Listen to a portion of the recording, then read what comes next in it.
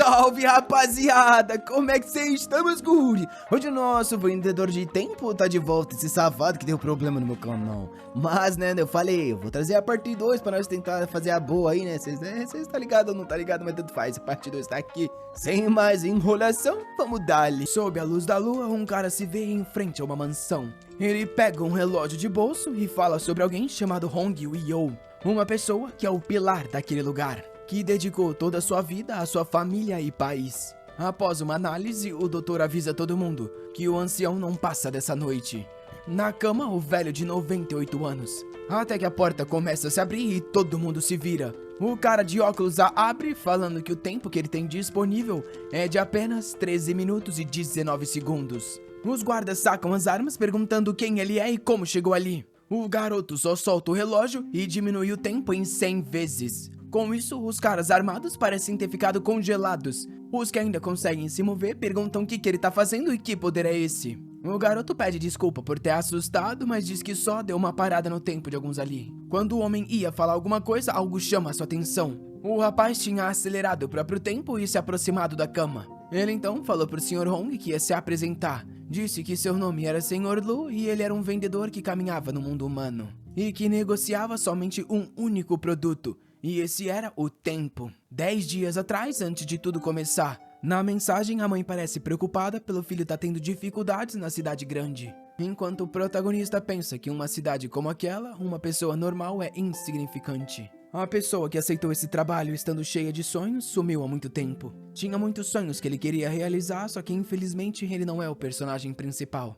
Na verdade ele é assim. A sociedade é cruel e nem mesmo o trabalho duro garante sucesso. Olhando para os céus, ele diz que não queria ter que viver uma vida assim. Quando alguém de repente passa e esbarra nele dizendo que tá atrasado pro trabalho. O protagonista grita para reclamar, porém com um relógio na íris algo chama a atenção dele. Em cima do cara, ele consegue ver que ele tem 3 segundos de vida, que desce para 2 segundos, 1 segundo e o cara é atropelado por um carro. O corpo cai no chão enquanto o pessoal corre para ver o que aconteceu. Só que o protagonista tá lá parado vendo a multidão. Em cima de cada um, ele consegue ver o que parece ser o tempo de vida. Com a mão no rosto, ele se pergunta se tá alucinando. É aí que, estranhamente, um relógio de bolso surge na mão dele. Assim que ele aperta o botão, o tempo se congela e até as gotas de chuva não tocam o chão. Curioso, ele se aproxima de uma pessoa e toca nas costas. Assim que ele retira a mão, parece puxar algo. E o tempo de vida do cara reduz em 10 minutos. Olhando para a própria mão, ele se pergunta o que é aquilo. O tempo volta pro cara e ele pensa que pelo visto recebeu uma habilidade incrível. Agora ele controlava o tempo. Aquilo era a oportunidade de mudar o destino, já que controlando o tempo ele controla a vida das pessoas. Independente do quão importante alguém é ou não, o tempo passa igualmente para todo mundo. Só que é diferente o que cada pessoa consegue fazer com a mesma quantidade de tempo. Isso cria a oportunidade de se criar uma negociação entre as pessoas. Porém, para ele conseguir extrair o tempo, a pessoa tem que aceitar. Além disso, ele consegue acelerar ou desacelerar. Após fazer algumas anotações e descobertas, alguém entra na casa. Uma garota tirando tamanco ensopada diz que tem que trocar de roupa logo. Enquanto nosso garoto fica só de olho nela. Assim que ela nota, pergunta por que ele já tá em casa e se interrompeu alguma coisa. Ele fala que não, ele tá bem tranquilo. Ela então se retira, pensando que normalmente ele parece meio sem vida, mas estranhamente hoje ele parecia confiante e talvez um pouco atraente. Essa daí consegue sentir o cheiro do poder, não é possível. Na mesma hora ela balança a cabeça dizendo que ela não pode pensar essas coisas, já que ela precisa se casar com alguém rico. E se vira falando que tá rindo pro quarto. O Lu fica pensando que ela é inteligente e ainda tem as morais dela. Não é alguém que uma pessoa normal teria chance. Só que ele não é mais uma pessoa normal. Até porque agora tempo vai ser uma commodity a ser vendida e comprada e ele é o único negociador. Ele pode comprar tempo de quem precisa de dinheiro e vender para quem precisa de tempo. Já no parque com uma maleta, ele precisa de sucesso na primeira negociação, já que pegou todo o dinheiro que vem economizando. Observando a multidão, ele sabe que os velhos não têm tempo a vender. E uma mãe muito nova não tem algo a ser negociado, já que ela precisa cuidar do filho. Ele quer comprar tempo de alguém, mas pelo menos alguém que tenha bastante tempo de vida. Nessa hora, algo chama a atenção. Do lado, um cara fantasiado de urso fala que logo logo vai comprar o presente de aniversário. Quando o chefe dele aparece e manda ele voltar a entregar os panfletos. O Lu começa a pensar que talvez seja uma boa. Um cara no colegial com 65 anos de vida precisando de dinheiro. Esse vai ser o primeiro cliente. Um tempo depois, esse cara recebe o pagamento pelo trabalho fantasiado e agradece. O problema é que a quantidade é pouca, porém ele tá motivado a trabalhar duro. Ele vai até uma lanchonete e pede o miojo mais barato que eles têm. Exausto na cadeira, até que o protagonista se aproxima. Ao ver ele colocando a mala, o cara pergunta quem é ele. Sem falar nada, ele se senta e acelera o tempo dos dois em 100 vezes. Com isso, todo mundo tá basicamente estático no lugar. E o cara pergunta o que é aquilo. O Lu ajeita o óculos e fala que só deu uma ajustada em como o tempo de quem tá ali fora passa. Assustado, o cara bate na parede perguntando o que ele quer. Nosso garoto se levanta e diz que vai se apresentar. Ele é o negociador do tempo. O cara parece não acreditar e pergunta se ele é alguém insano, isso sim. O protagonista chama ele pelo nome e diz que ele não precisa se preocupar, que ele já negocia há muito tempo. O cara acha estranho que ele sabe o nome dele. Com isso, o Sr. Lu joga a mão pra cima e mostra pro cara o tempo que ele tem. Ele fica assustado e o Lu fala pra ele que é exatamente isso. Ele tem uma longa vida de 80 anos. Chega a ser tão excessivo que ele poderia vender uns anos. O Zeng pergunta se tempo realmente pode ser vendido, ele não sabe o valor disso. O Lu joga a mala na parede e diz que eles vão usar a regra de quanto valor ele gera ao ano. Porém, como ele é um estudante, um ano de vida dele vale 300 mil.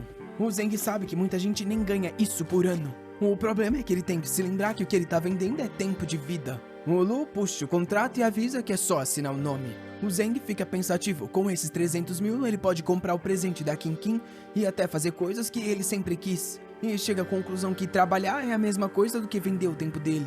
O Lu diz que ele vai embora. Rangendo os dentes, ele pensa que é só um ano e fala que vai vender. O Lu sorri, dizendo que assim que ele assinar, a maleta é dele. Depois de hesitar por um segundo, ele assina. Com isso, o contrato se desfaz e o tempo de vida passa pro Lu. O cara perde o humano e o Lu diz que agora tá tudo feito. Em um estalar de dedo, tudo volta a correr normal. E ele se aproxima dizendo que agora que tá completo, a maleta pertence a ele. O cara fica sorrindo, pensando que vai poder dar um presente pra garota, comprar o jogo que ele quer e até um monte de tênis. Nisso, o Lu diz que se ele quiser negociar novamente, é só ligar. Porém, o cara decide não pegar, falando que ele já perdeu um ano e não é algo que ele quer fazer de novo. O Lu sorri, deixa o cartão na mesa, falando que sabe que ele vai precisar. A primeira transação foi bem mais tranquila do que ele imaginava. Agora, a pergunta é pra quem que ele vai vender o tempo. Ele sabe que isso é a coisa mais preciosa no mundo. Algo que todo mundo precisa, mas ninguém pode entregar. Pesquisando, ele acha sobre o senhor de uma família que tá prestes a morrer. Ele reconhece o nome como sendo os donos de centenas de negócios.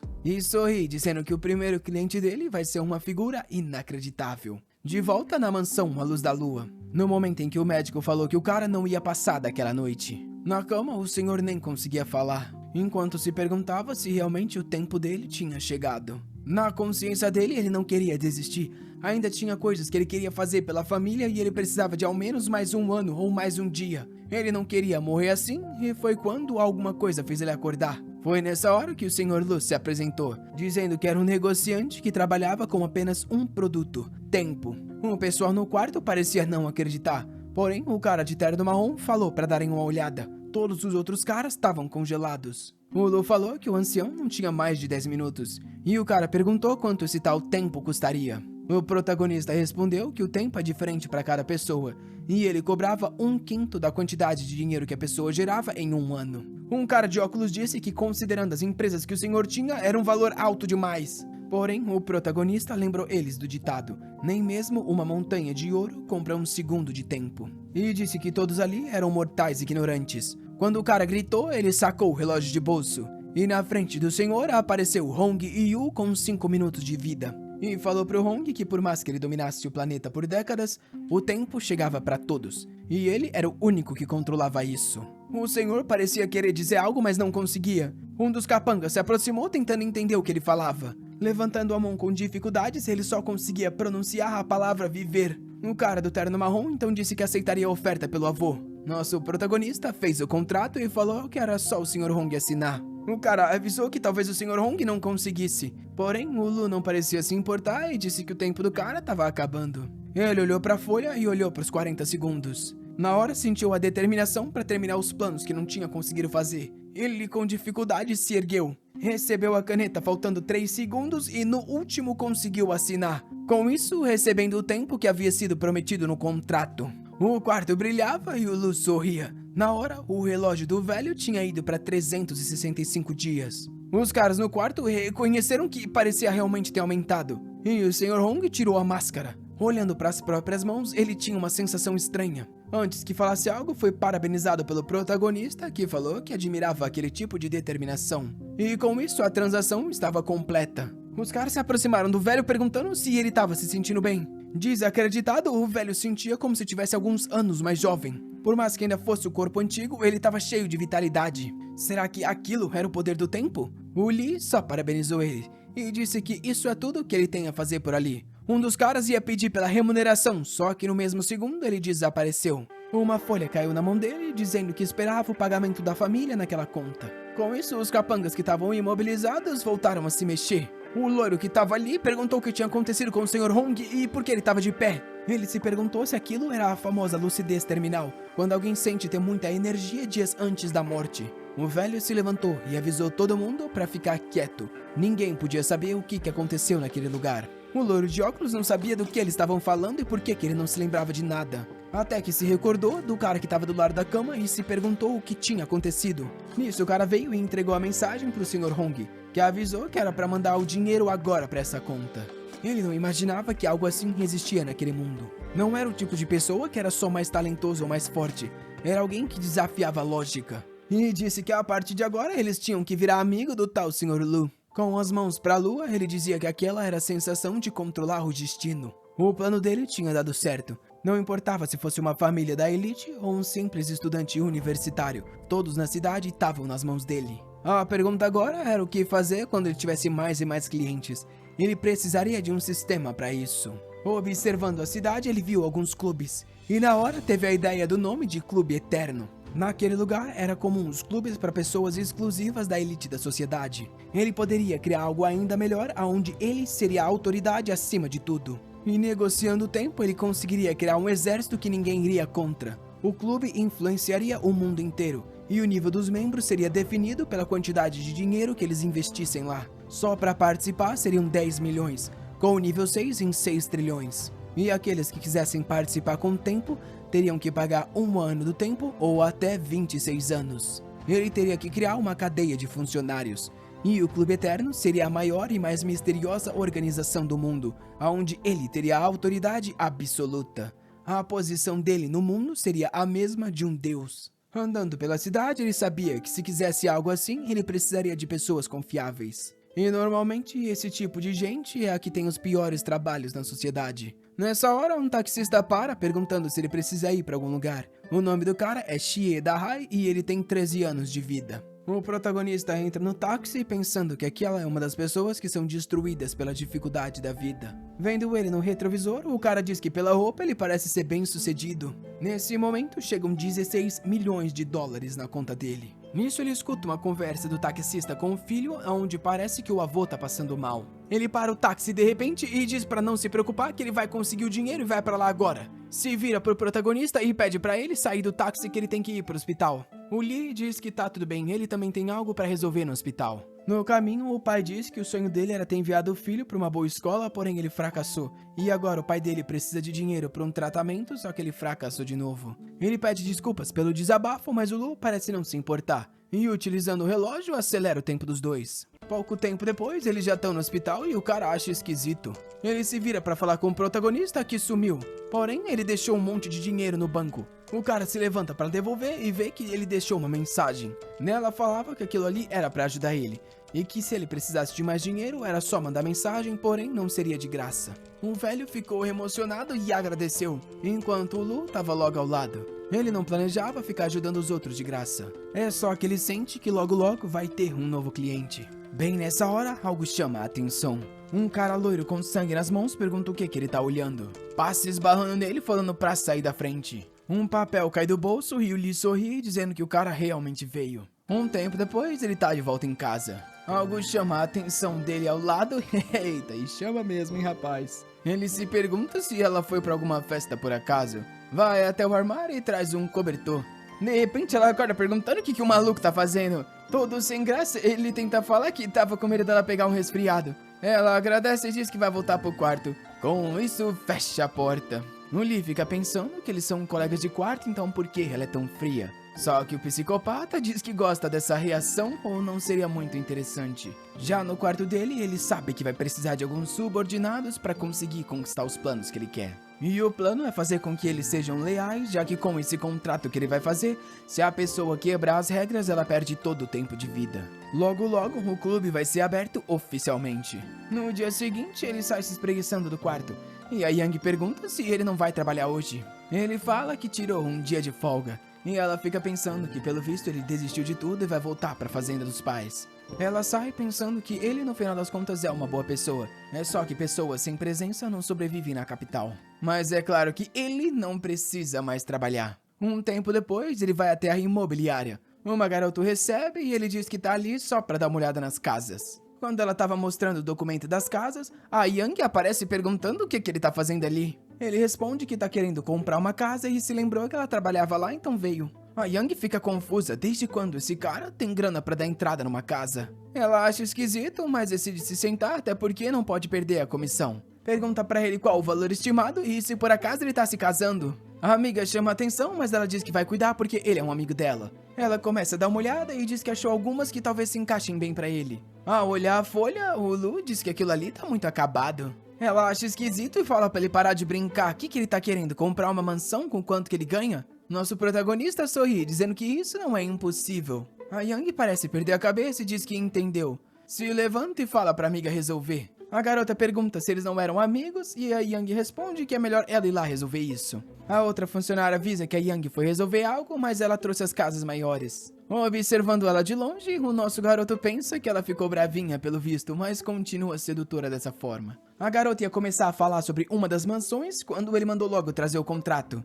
Ela ficou confusa tentando explicar sobre a casa e dizendo que custava 50 milhões. Ele só falou que não tava brincando e ia comprar essa casa agora e só ia comprar dela. Com isso, a menina foi correndo falar com o manager, dizendo que a casa mais cara de todas tinha sido comprada. A Yang se virou se perguntando se isso era possível. Ela conhece muito bem a situação dele, até porque vem vivendo 2 anos com ele. Com certeza ele vai inventar alguma história na hora que o contrato chegar. O chefe chega e avisa que o pagamento inicial é de 500 mil. Porém, o Lu diz que não tem pagamento inicial.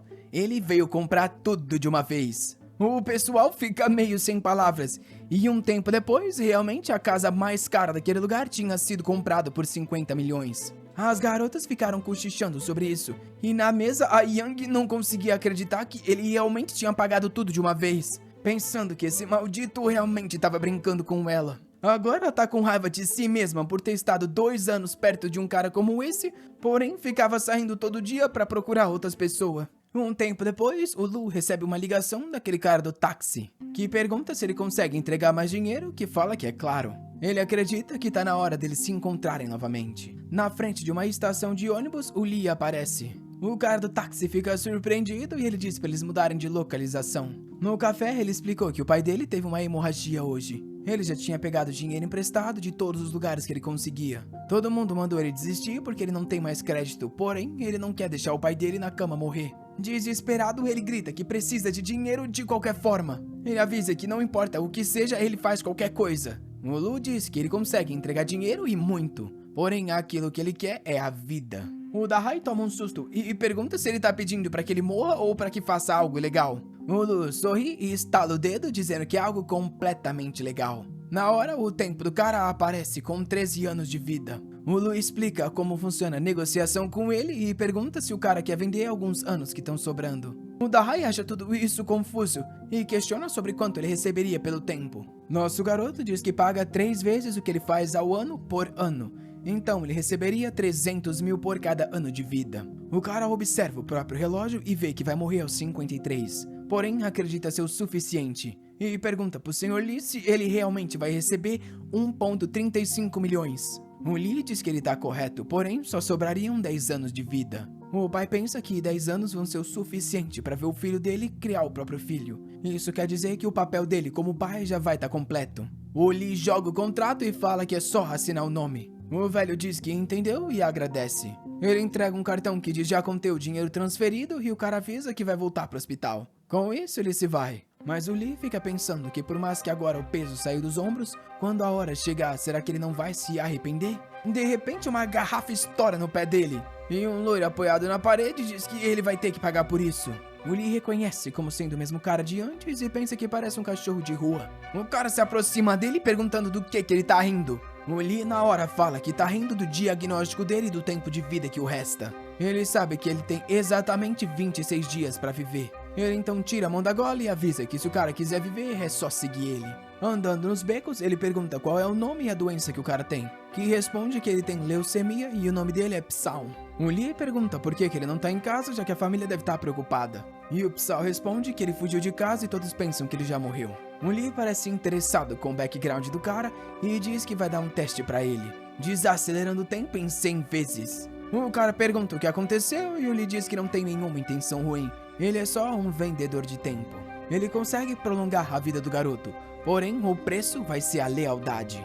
Vendo os números na frente dele, o Psyll pensa que é impossível que aquilo seja só um tipo de ilusão e pergunta quais são os planos do Lee. Ele parece gostar dessa resposta, enquanto o Psyll não tem ideia do porquê esse cara tá querendo a ajuda dele. Porém, ele tá basicamente morto e tá querendo ajudar os dois irmãos dele. Assim que ele recebeu o diagnóstico da doença, ele fugiu de casa. Dessa forma, a família não ia ficar gastando dinheiro com tratamento pra ele. O plano foi ganhar o máximo de dinheiro possível antes de morrer pra poder enviar pra eles. Porém, tudo mudaria se ele conseguisse continuar vivo. O Lee pergunta se ele já pensou na proposta. O cara se ajoelha pensando que se ele vai morrer, ele vai obedecer. O Lee então sorri, dizendo que como recompensa ele vai ganhar 100 dias de um corpo saudável. O tempo do Psyll então sobe para 126 dias e ele cai no chão. O Lee pergunta como ele se sente, que consegue perceber que a doença parece agora ter sumido. Ele se ajoelha ainda mais, dizendo que a partir de hoje ele vai ser o cachorro leal, mesmo que tenha que fazer algo que custe a vida dele. O Lee entrega um cartão e fala pra ele pintar esse cabelo e depois ir amanhã no endereço disso aí. Além disso, é pra chamar ele de mestre. O cara só concorda, falando tudo bem então, mestre. Na mesma hora, o Lee sumiu. Já em casa, ele pensa que esse é o grande começo do Clube Eterno. Por enquanto, ele tem que ser seletivo, já que os membros iniciais sempre vão ser os mais leais. E para perpetuar o desenvolvimento deles, ele vai precisar de gente mais talentosa. Só que, independente de quem seja, receber essa oferta seria muita sorte. Nisso então, ele escuta algum barulho do lado. E a querida Yang veio com força e courada. Ao ver ele, ela pensa que ele realmente é um bastardo e se aproxima dizendo que não imaginava que ele ia voltar. Vendo ela, o Lee se pergunta se ela tá bêbada. Ele logo percebe que ela não tá e que na verdade tudo aquilo faz parte de uma atuação. Porém, ela joga o jogo e se aproxima perguntando o porquê ele ficou escondendo a identidade. Ele ia falar algo, mas ela tampa a boca dizendo que ele foi muito longe. Ele pergunta o que ela vai fazer, que diz que como punição vai ter que beber com ele. Porém, a garota é desajeitada e sem querer derruba um pouco nele. Com isso, ele sorri, enquanto observa pensando que se fosse o ele de antes já teria se rendido aqui. Porém, agora ela vai ter que ser disciplinada. O garoto pegou a encomenda e jogou no quarto. Olhando pra ele, a Yang sabia que ele não era um cara frio e sem coração como os outros. Ela só precisava demonstrar sinceridade. Porém, quando abriu o olho, ele estava ali parado sem fazer nada e ela perguntou qual era o problema. Ele respondeu que ela ficava muito mais fofa, diferente de antes que ficou encarando ele. Ajoelhada, ela pede desculpas, dizendo que vai tentar se explicar. Ela veio de uma família muito pobre também e tem medo de... Na hora, ele fala para ela ficar quieta. E avisa que gosta de uma garota espertinha. Porém, ele agora não é mais o Lee de antes. Então, ela vai ter que mostrar o quão capaz ela é de cativá-lo. A guerreira que ficou cativada. Depois disso, eles jogaram o banco imobiliário a noite inteira. Dia seguinte, quando ele estava mexendo no computador, ela saiu do quarto desesperada, dizendo que estava atrasada. Mas o Lee falou para ela se acalmar e descansar, que ele já ligou pro trabalho dela. Ela agradeceu e disse que não sabia nem como pagar tanta gentileza. Ele falou que ele sabia, era só ela ir lá e cozinhar alguma coisa. Com isso, ela se foi. Esse garoto é de pilada. A primeira coisa que ele fez com dinheiro foi colocar a mulher na cozinha. Nessa hora, alguém bate na porta. Quando abre, é o Psyll que pede desculpa por ter se atrasado. O Lee diz que gosta do espírito animado, mas pede pra parar com esse negócio de mestre. Ouvindo-o de longe, a Yang fica se perguntando qual que é a identidade dele. Ela serve uma bebida pra eles e o Psyll fica todo corado. O Lee então mostra as folhas do contrato, avisando que se o Psyll aceitar, ele também pode escolher algumas deles e é só assinar. Na mesma hora, ele estica a mão, pega e assina e acabou. O Lee pergunta por que ele confia tanto e o cara diz que ele só não quer decepcionar. O protagonista sorri, dizendo que se esse é o caso, eles são parceiros. Ele então diz que ele tem duas coisas pra fazer. Primeiro é pra achar um cara da universidade chamado Barão. E depois é enviar isso aqui pro endereço dele. O Psylon pega a folha e diz que isso já tá feito. Na hora vai embora. E o Lee fica impressionado com a motivação do garoto.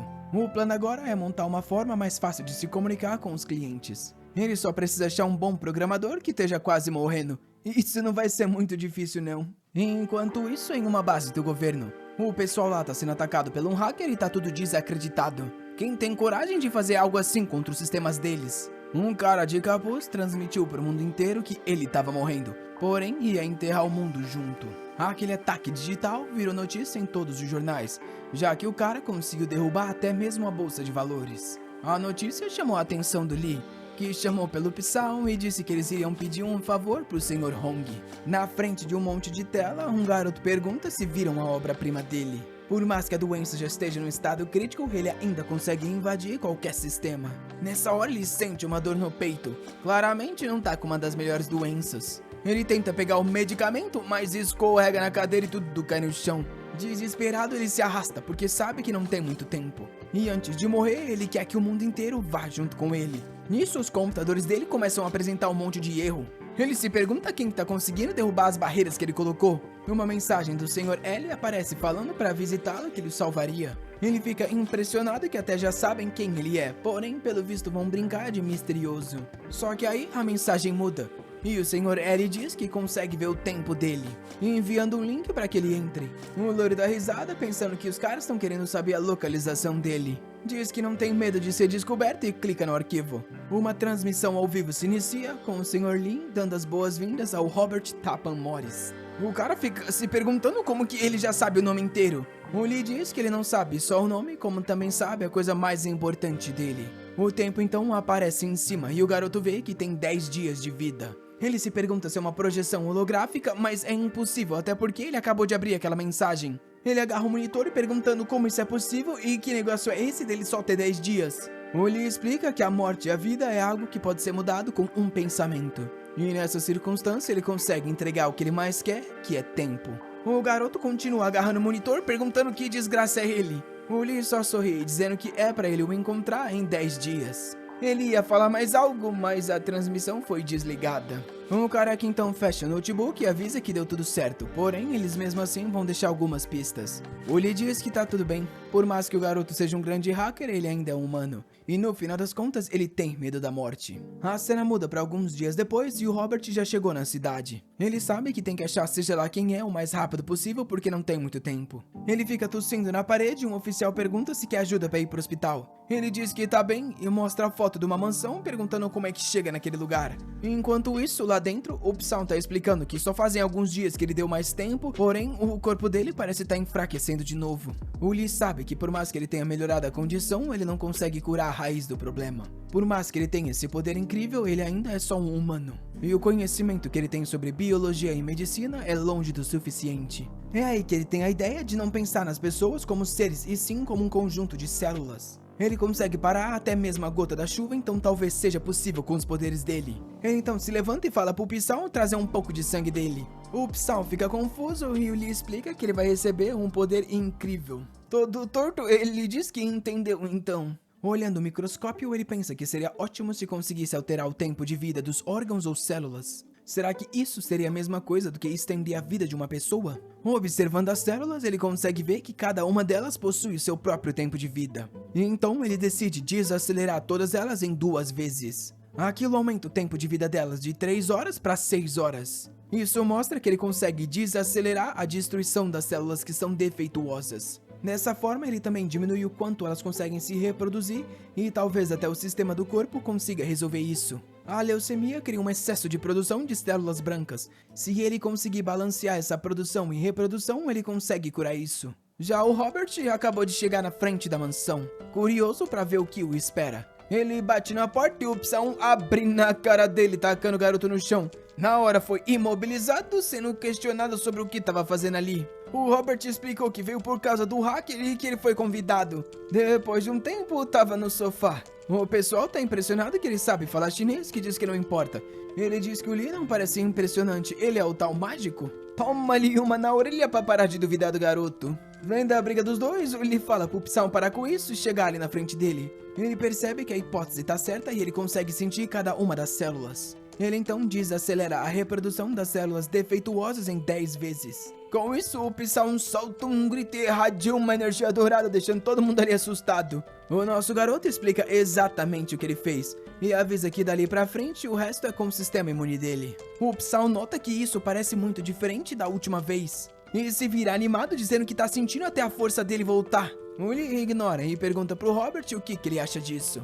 O garoto fica impressionado e segundo seguinte tá pulando de alegria porque também foi curado, dizendo que o corpo dele não sente mais dor alguma. Ele já se joga na perna do Lee falando que a partir de agora ele vai obedecer qualquer coisa. O Lee então pergunta se ele quer se juntar ao clube. O garoto diz que sim, ele vai segui-lo pra sempre. Assim que ele assina o contrato, o Lee diz que tem 3 pedidos. Primeiro é para criar uma base de dados em pessoas poderosas e talentosas, porém que têm familiares ou elas estão doentes. Depois é para fazer um ranking com essas pessoas. E por último é para criar um software de mensagens que vai ser usado para falar com os clientes. O Robert diz que deixa com ele, isso vai ser fácil. Já na mansão do Sr. Zeng, que foi o primeiro que ele salvou, o cara perguntava se com o Sr. Lee dava pra ser imortal. O senhor disse que o corpo dele não mentia, ele tava se sentindo bem. Nisso, um careca traz uma caixa dizendo que um moleque de uns 20 anos trouxe até ali. Vendo o relógio estampado, ele manda trazer na hora porque deve ser coisa do Sr. Lee. Dentro dela tem só um celular. E assim que ele liga, aparece a mensagem do Clube Eterno. O cara então puxa um papel que o moleque deixou junto, explicando sobre os ranks. O nível 1 precisaria de 1000 de contribuição, o nível 2 10.000 e o 6 100 milhões de contribuição. Você recebe pontos usando dinheiro ou fazendo favores para o presidente. E um membro de nível 6 consegue até mesmo comprar 26 anos. Os caras se perguntam se isso é verdade e o velho manda fazer uma reunião. Nela ele informa que eles receberam um convite para entrar no tal Clube Eterno. O pessoal fica cochichando, mas um outro logo fala para eles se concentrarem porque o Sr. Lee era muito importante. Porém, eles ficaram discutindo se deveriam entrar, se isso não seria muito perigoso. Até que o velho falou para eles calar a boca.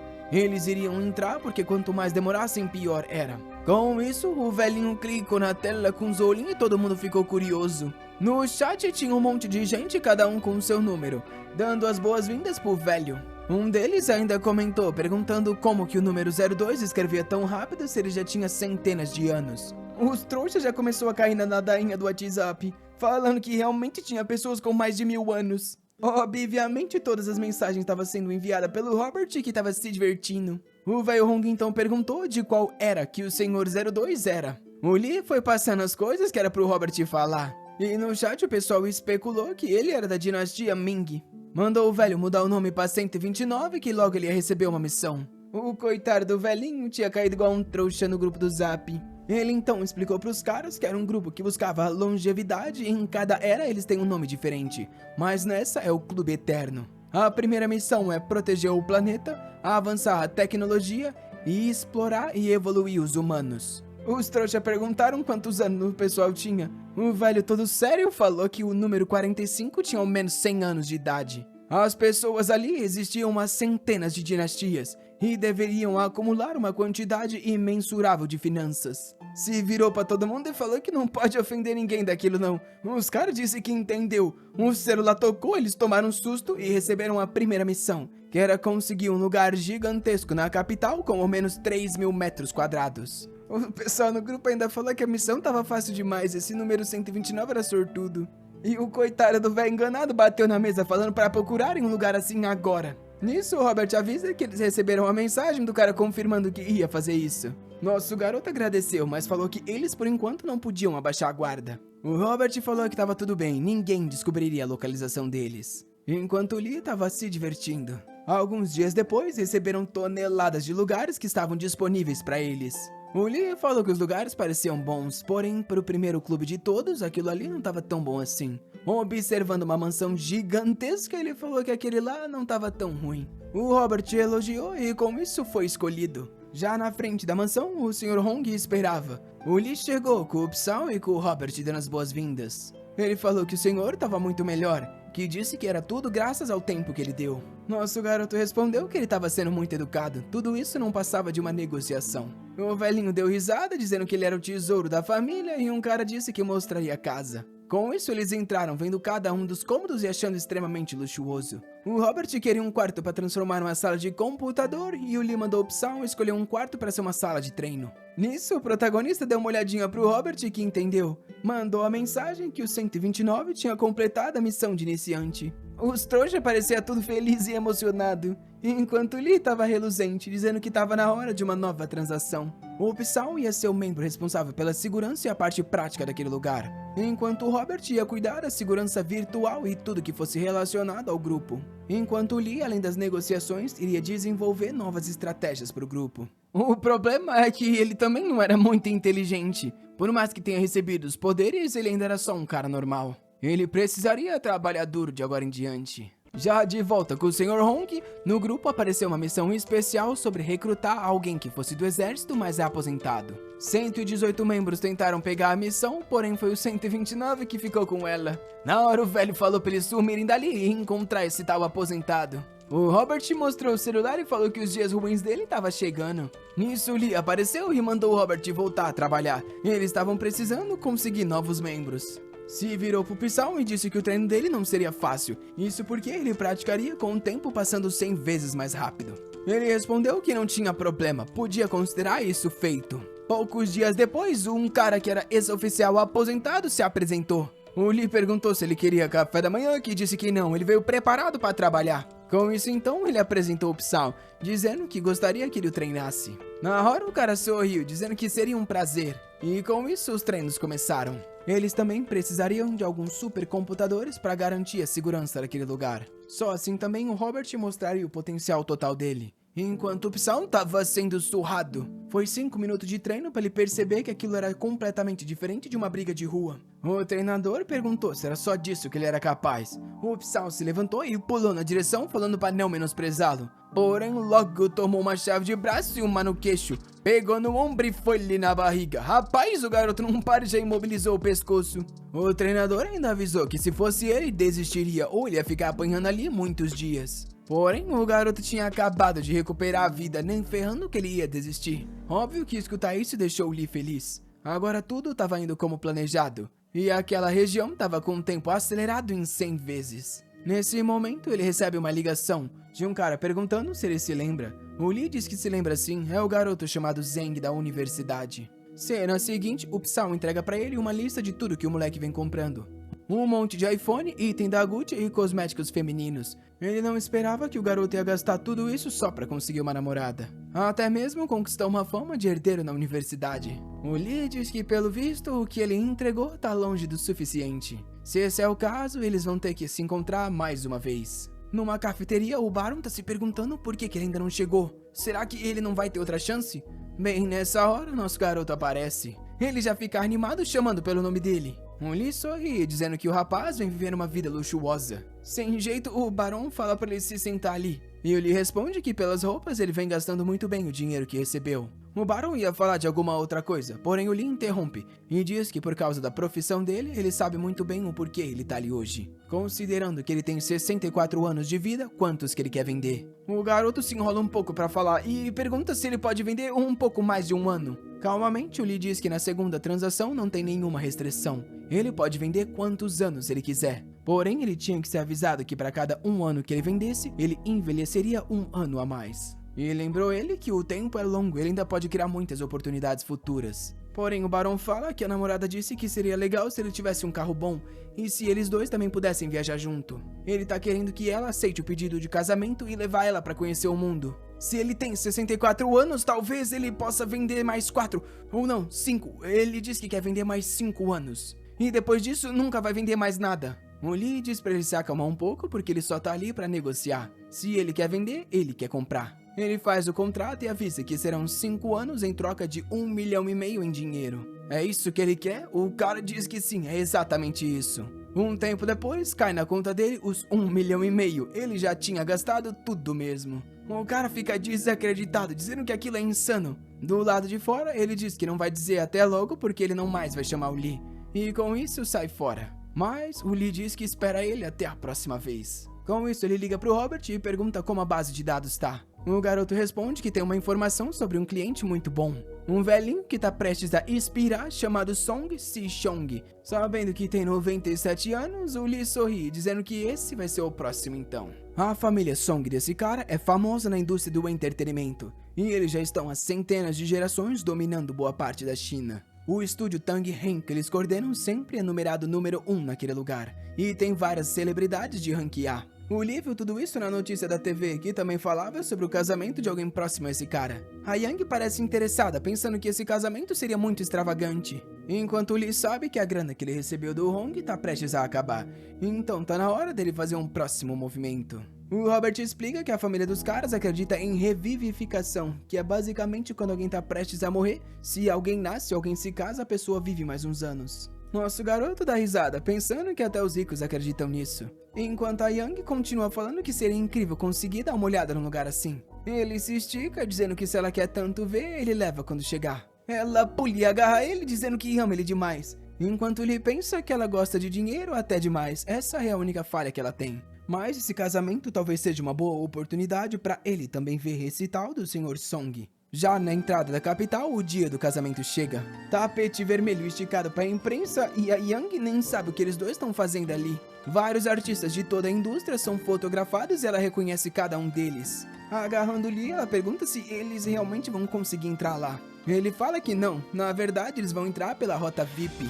Nisso, um dos funcionários do Hong para o carro e fala para ele entrar, dizendo que veio buscar ele. O cara até apresenta a filha dele, que diz que é um prazer conhecer o tão enigmático Sr. Lee. Porém, ela fica dando uma olhada na Yang. Na hora, ele puxa ela pela cintura e a apresenta como a companheira dele. O cara não diz nada e fala logo para ele entrar no carro. Ela fica meio sem graça, mas ele avisa que ali ninguém vai desmerecer ela. A Yang tá confusa, sem saber que tipo de pessoa ele é. Com isso, os carros se aproximam. E até o Vegeta tá de fotógrafo ali na direita. Os caras vêm receber eles, porém veem que o senhor foi abrir a porta. Eles acreditam que é o Sr. Hong, porém é nosso garoto. Ninguém ali conhecia o Sr. Lu Li e queriam saber de que família ele veio. Ele estica a mão pro garoto, dizendo que ele lembra muito o pai quando era mais novo. O cara pergunta se ele conhece o pai. Ele diz que não, só fez algumas pesquisas antes de vir para aquele lugar. Porém, o segurança atrás dele já saca que ele tá ali por causa do ancião Song. Andando pelo carpete, a Yang tá impressionada, se perguntando se aquilo é a alta sociedade. Ela tropeça de nervosismo e ele agarra ela, falando para se acalmar. Não tem por que ficar assim nesse lugar. Ela pergunta em quantos eventos assim ele já esteve para ficar tão calmo. O Lee pensa que é a primeira vez que está em um lugar assim, só que perto do poder que ele tem, tudo ali é irrelevante. E pede pro cara ao lado excluir a foto dele de todos os repórteres. O cara diz que entendeu e fala que isso tá garantido. Já na sala de casamento, a noiva é anunciada. A Yang fica impressionada, dizendo que ela é incrível. A mulher para ela parece idêntica a uma princesa. Enquanto Lee gosta de ver toda essa luxúria, isso só significa que tem muito dinheiro a ser ganho ali. Um cara então começa a ajudar o tal do Sr. Song a se levantar para ir dar as palavras dele. Com dificuldades, ele tenta pegar o microfone enquanto todo mundo tá apreensivo. Ele começa a falar algumas palavras de encorajamento, porém para no meio e começa a tossir. O Lee se levanta e o segurança pergunta onde ele vai. Vendo que ele tirou a mão do bolso, ele já sabe o que vai acontecer.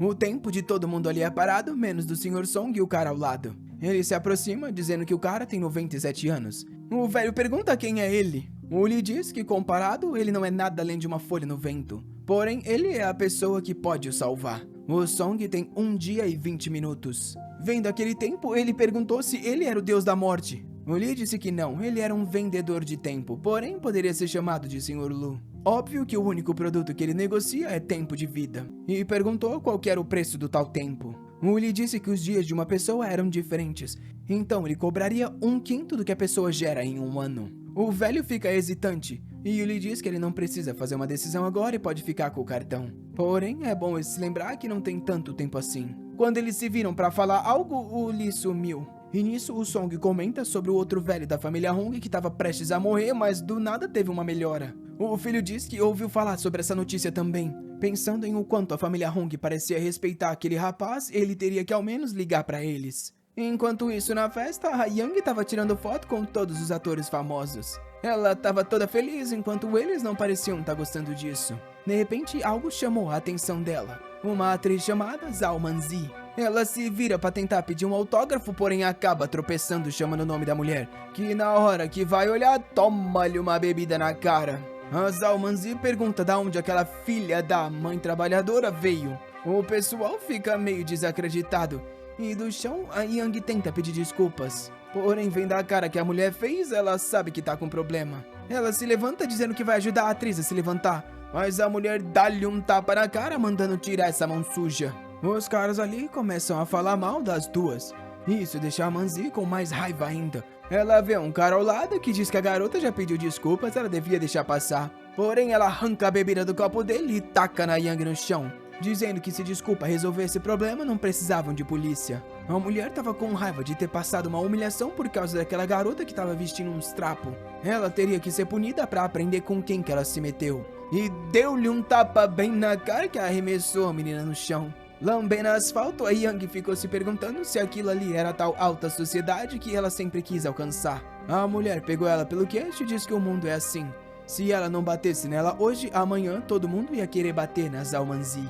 A Yang não sabia o que responder, até que alguém mandou soltar ela. Era o Li que repetiu mais uma vez. A Manzi perguntou da onde esse rato tinha saído. Até que o Song apareceu do lado dele e falou que ele o convidou e que a Zhao tava com um temperamento muito ruim. A mulher ficou desacreditada porque que o ancião tava protegendo aquele rapaz. Apontou pra Yang e disse que foi culpa dela. Porém, o velho Song pediu desculpas pro Sr. Li e disse que a família dele tinha cometido um grande erro. A Manzi não entendia porque o ancião que tava prestes a morrer tava se curvando pra aquele rapaz. Na hora que o velho a encarou, ela percebeu que tinha feito besteira. Ela não tinha ideia de quem era o garoto, mas pro cara se curvar era algum tipo de VIP secreto. O Song então mandou ela se desculpar. Ela sabia que se ficasse contra a família Song, o futuro dela estava destruído. Vendo a Yang correr pro protagonista, ela não tinha ideia quem eram aqueles dois. Uma encarada dele e ela se agachou, dizendo que pedia desculpas pro Sr. Lu. O Song falou que não foi sincero o suficiente. Ela pediu mais uma vez desculpa, dizendo que cometeu um erro. O velho gritou que não era o suficiente. Ela continuou se desculpando e o velho não aceitava. Até que ela percebeu que teria que ser mais sincera e deu um tapa na própria cara, dizendo que estava errado e pedindo perdão pro Sr. Lu. O filho se aproximou do pai e disse que aquilo ali já era o suficiente, era o casamento do Sr. Ziwen. Mas o Song respondeu que quem decidia se era suficiente era o Sr. Lu. Um tempo depois, a atriz estava acabada no chão. Rapaz, foi espancada. Ele colocou o casaco na Yang e disse que era o suficiente. Se aproximou da Manzi e falou que quando ele vê ela na TV, normalmente ela é mais elegante. E foi embora dizendo que por respeito à família Song, ele não estragaria o clima daquele lugar. O Song queria que ele esperasse, mas os dois se foram. Na hora, o velho mandou chamar o pessoal da família Hong, enquanto o filho só estava vendo a atriz destruída no chão. Ele avisou que existem consequências que nem ele ou ela aguentariam.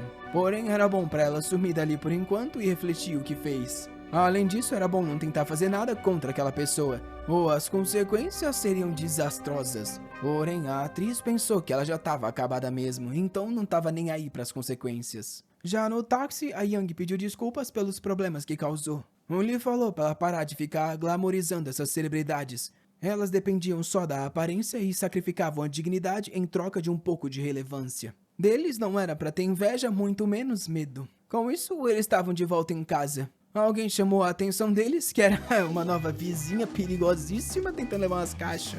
A Yang explicou a história da mulher, que parece que se casou com um cara que o pai obrigou, mas o cara já estava prestes a morrer e hoje ela é viúva. O Lee decidiu ajudar a mulher e falou pra Yang ir pra casa. Ela estava sofrendo e se esforçando muito ali para levantar a caixa. Até que olhou para trás e o Lee disse que ia ajudar ela.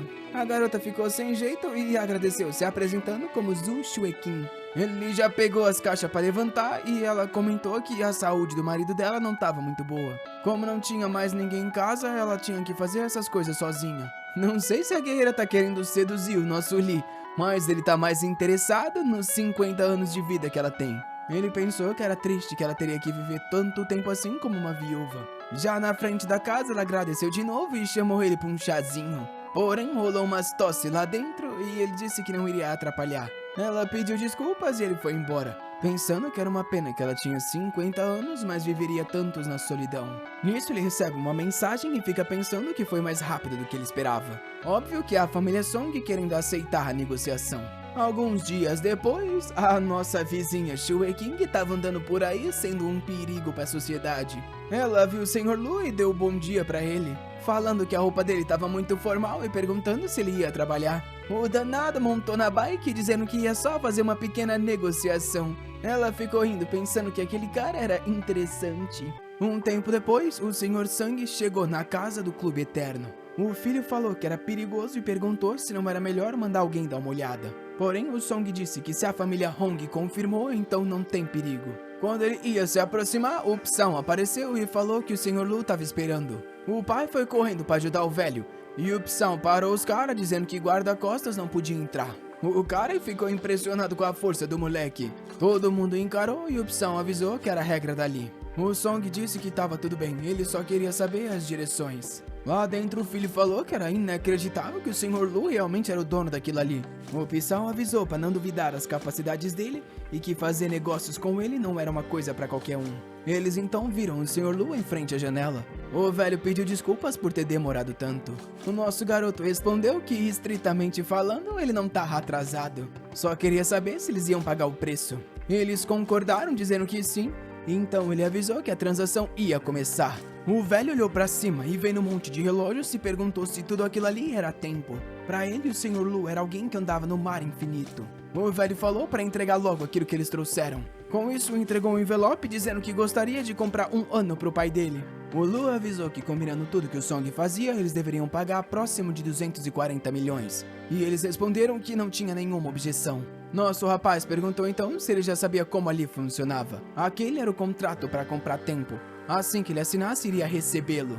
O Song, hesitante, escreveu o nome. Na hora sentiu algo no coração e irradiou uma energia. Vendo o velho cair no chão, eles perguntaram o que tinha acontecido. De repente, o velho abriu o olho e o Lee avisou que a transação estava completa. O velho não conseguia acreditar que as dores que ele estava sentindo no peito tinham sumido. Para o filho, aquela pessoa na frente deles era uma espécie de Deus. Nosso vendedor então falou para ele aproveitar o tempo de vida que tinha, que ele não os levaria para fora. O Psão, na mesma hora, chamou eles para a saída. Os caras só se olhou e foram embora. Do lado de fora, o filho perguntou pro pai se ele realmente se sentiu recuperado. O pai respondeu que não imaginava que tão velho assim ele descobriria que existia mágica nesse mundo. Era algo difícil de acreditar, mas a energia que ele estava sentindo não era mentira. E mandou transferir o mais rápido o dinheiro pro Sr. Lu. No escritório, o protagonista perguntou se os caras tinham ido embora e o Psão confirmou. Agora, com o dinheiro que eles receberiam, poderiam relaxar um pouco. O Lee então perguntou como é que estava o treino do Psão. Hesitante, ele respondeu que não conseguia vencer o instrutor ainda e pediu desculpas pela incompetência. O Lee ficou impressionado com a determinação, até porque com 100 vezes de aceleração ele já vem apanhando há quase um ano naquele lugar. E a mudança no corpo dele dá pra ver a olho nu. O Lee pôs a mão no ombro e falou pra ele relaxar. O cara que tava treinando com ele teve a vida inteira pra aprender e ele já tá num bom ritmo. O Psão ficou emocionado, vendo que o Lee tratava ele como um amigo. Nosso garoto falou que antes de ele voltar pro treino, eles iriam ver o que o Robert tava fazendo. Que obviamente tava assistindo novela ao invés de trabalhar. Ele, sem graça, perguntou quando que eles chegaram e o chefe queria saber por que ele não estava trabalhando. Ele coçou o nariz dizendo que na verdade ele não precisava mais, o trabalho já estava quase completo. Eles já tinham colhido dados de quase metade do mundo para conseguir essas informações. O design estava uma droga, mas o importante era que funcionava. E ele implementou algo no celular que se a pessoa falha 3 vezes na autenticação, tudo é deletado. O Lee agradeceu, dizendo que foi um ótimo trabalho. O Robert falou para ele se sentar e olhar tudo que eles têm. O Lee disse que tudo bem e procurou por um designer genial. Vários nomes apareceram e ele ficou impressionado. Os dados que apareciam, obviamente, eram sobre pessoas que precisavam de tempo. E ele logo viu uma designer famosa que estava com um tumor. Ela tinha 28 anos, mas praticamente já tinha sido dada como morta. Se esticando na cadeira, ele pensou que teria que fazer alguns negócios com ela. Já no hospital, a tal da Tamanhu estava recitando um poema enquanto tecia algo. Até os velhos do lugar estavam mandando ela calar a boca com essas histórias tristes. Até que alguém no quarto disse que era triste uma jovem ter sido diagnosticada com uma doença terminal. O relógio caiu do bolso e o tempo foi parado. Ele se aproximou, dizendo que estava procurando pela senhorita e se apresentou como dono do Clube Eterno e Sr. Lu, que estava ali para convidar ela. O tempo apareceu na cabeça dela com 3 meses de vida. Ela achou estranho esse negócio de longevidade e o Clube Eterno, mas na mesma hora falou para ele esquecer sobre isso. O Lee perguntou se ela não acreditava nele, E ela disse que acreditava. É só que a morte era uma parte da vida, e essa doença terminal fez com que ela visse a superficialidade das coisas. Do jeito que ela até agora é insignificante continuar vivendo. Tudo o que ela queria era terminar aquela última peça. Se isso fosse possível, então ela agradeceria. O Lee fica impressionado com o quanto ela é dedicada à arte. E diz que já que a morte não a assusta, eles vão ter que trocar o método. Ela parece confusa e ele diz que era ela ver isso aqui então. Uma chance dela repensar se quer ou não viver. Ele então desacelera todas as células destrutivas em 15 vezes. E depois do quarto brilhar, ele pergunta se ela acha aquilo impressionante. Com a respiração ofegante, ela pergunta o que aconteceu. Ele também acelerou as células do cabelo dela, que fez com que tudo crescesse de novo. O Lee fala que ela é bem-vinda de volta. E ela chora dizendo que aquilo é impossível. Ela pede pra não ser um sonho com medo de acordar de novo na cama. Nosso garoto responde que ela tem um talento incrível pra design, porém quanto mais bonita, melhor ela consegue se expressar. Ela explica que também concorda. Conforme ela foi piorando, o trabalho dela também foi perdendo calor. Muitas vezes ela desejava ter morrido rápido para as pessoas se lembrarem dela e de seu trabalho como coisas bonitas. Ela se curva agradecendo, dizendo que ela vai fazer qualquer coisa. O Lee então pergunta se ela reconsideraria o convite. E ela diz que sim, ela quer entrar no tal clube eterno. De volta na mansão, a empregada número 3 já está contratada. A responsabilidade dela era cuidar da imagem pública do clube eterno. Ela vai até o Lee e diz que fez uma nova interface para o aplicativo e ele diz que ela se adapta muito bem. Vendo na tela, ele diz que é exatamente esse tipo de coisa que ele tinha na cabeça. Ele pergunta o que o Robert acha, que diz que tanto faz, já que ele é o chefe. Ele então chama o Psy e fala para ele levar aquele telefone para a família Song. Agora, aquele lugar vai ter 2 membros oficiais. Ele só não tem ideia de como essas 2 famílias gigantes vão competir pelos pontos do clube. E com isso, o sistema diz que o número 130 entrou no clube. E as vozes falsas começam a dizer que pelo visto o chefe tá chamando muita gente. Será que ele tá querendo modificar o mundo mais uma vez? Enquanto Lee tá se perguntando que tipo de missão ele daria pra família. Só que bem nessa hora, ele recebe a ligação de um tal de Liu Yang. Ele acha estranho que esse cara tá ligando pra ele e atende perguntando qual é o problema.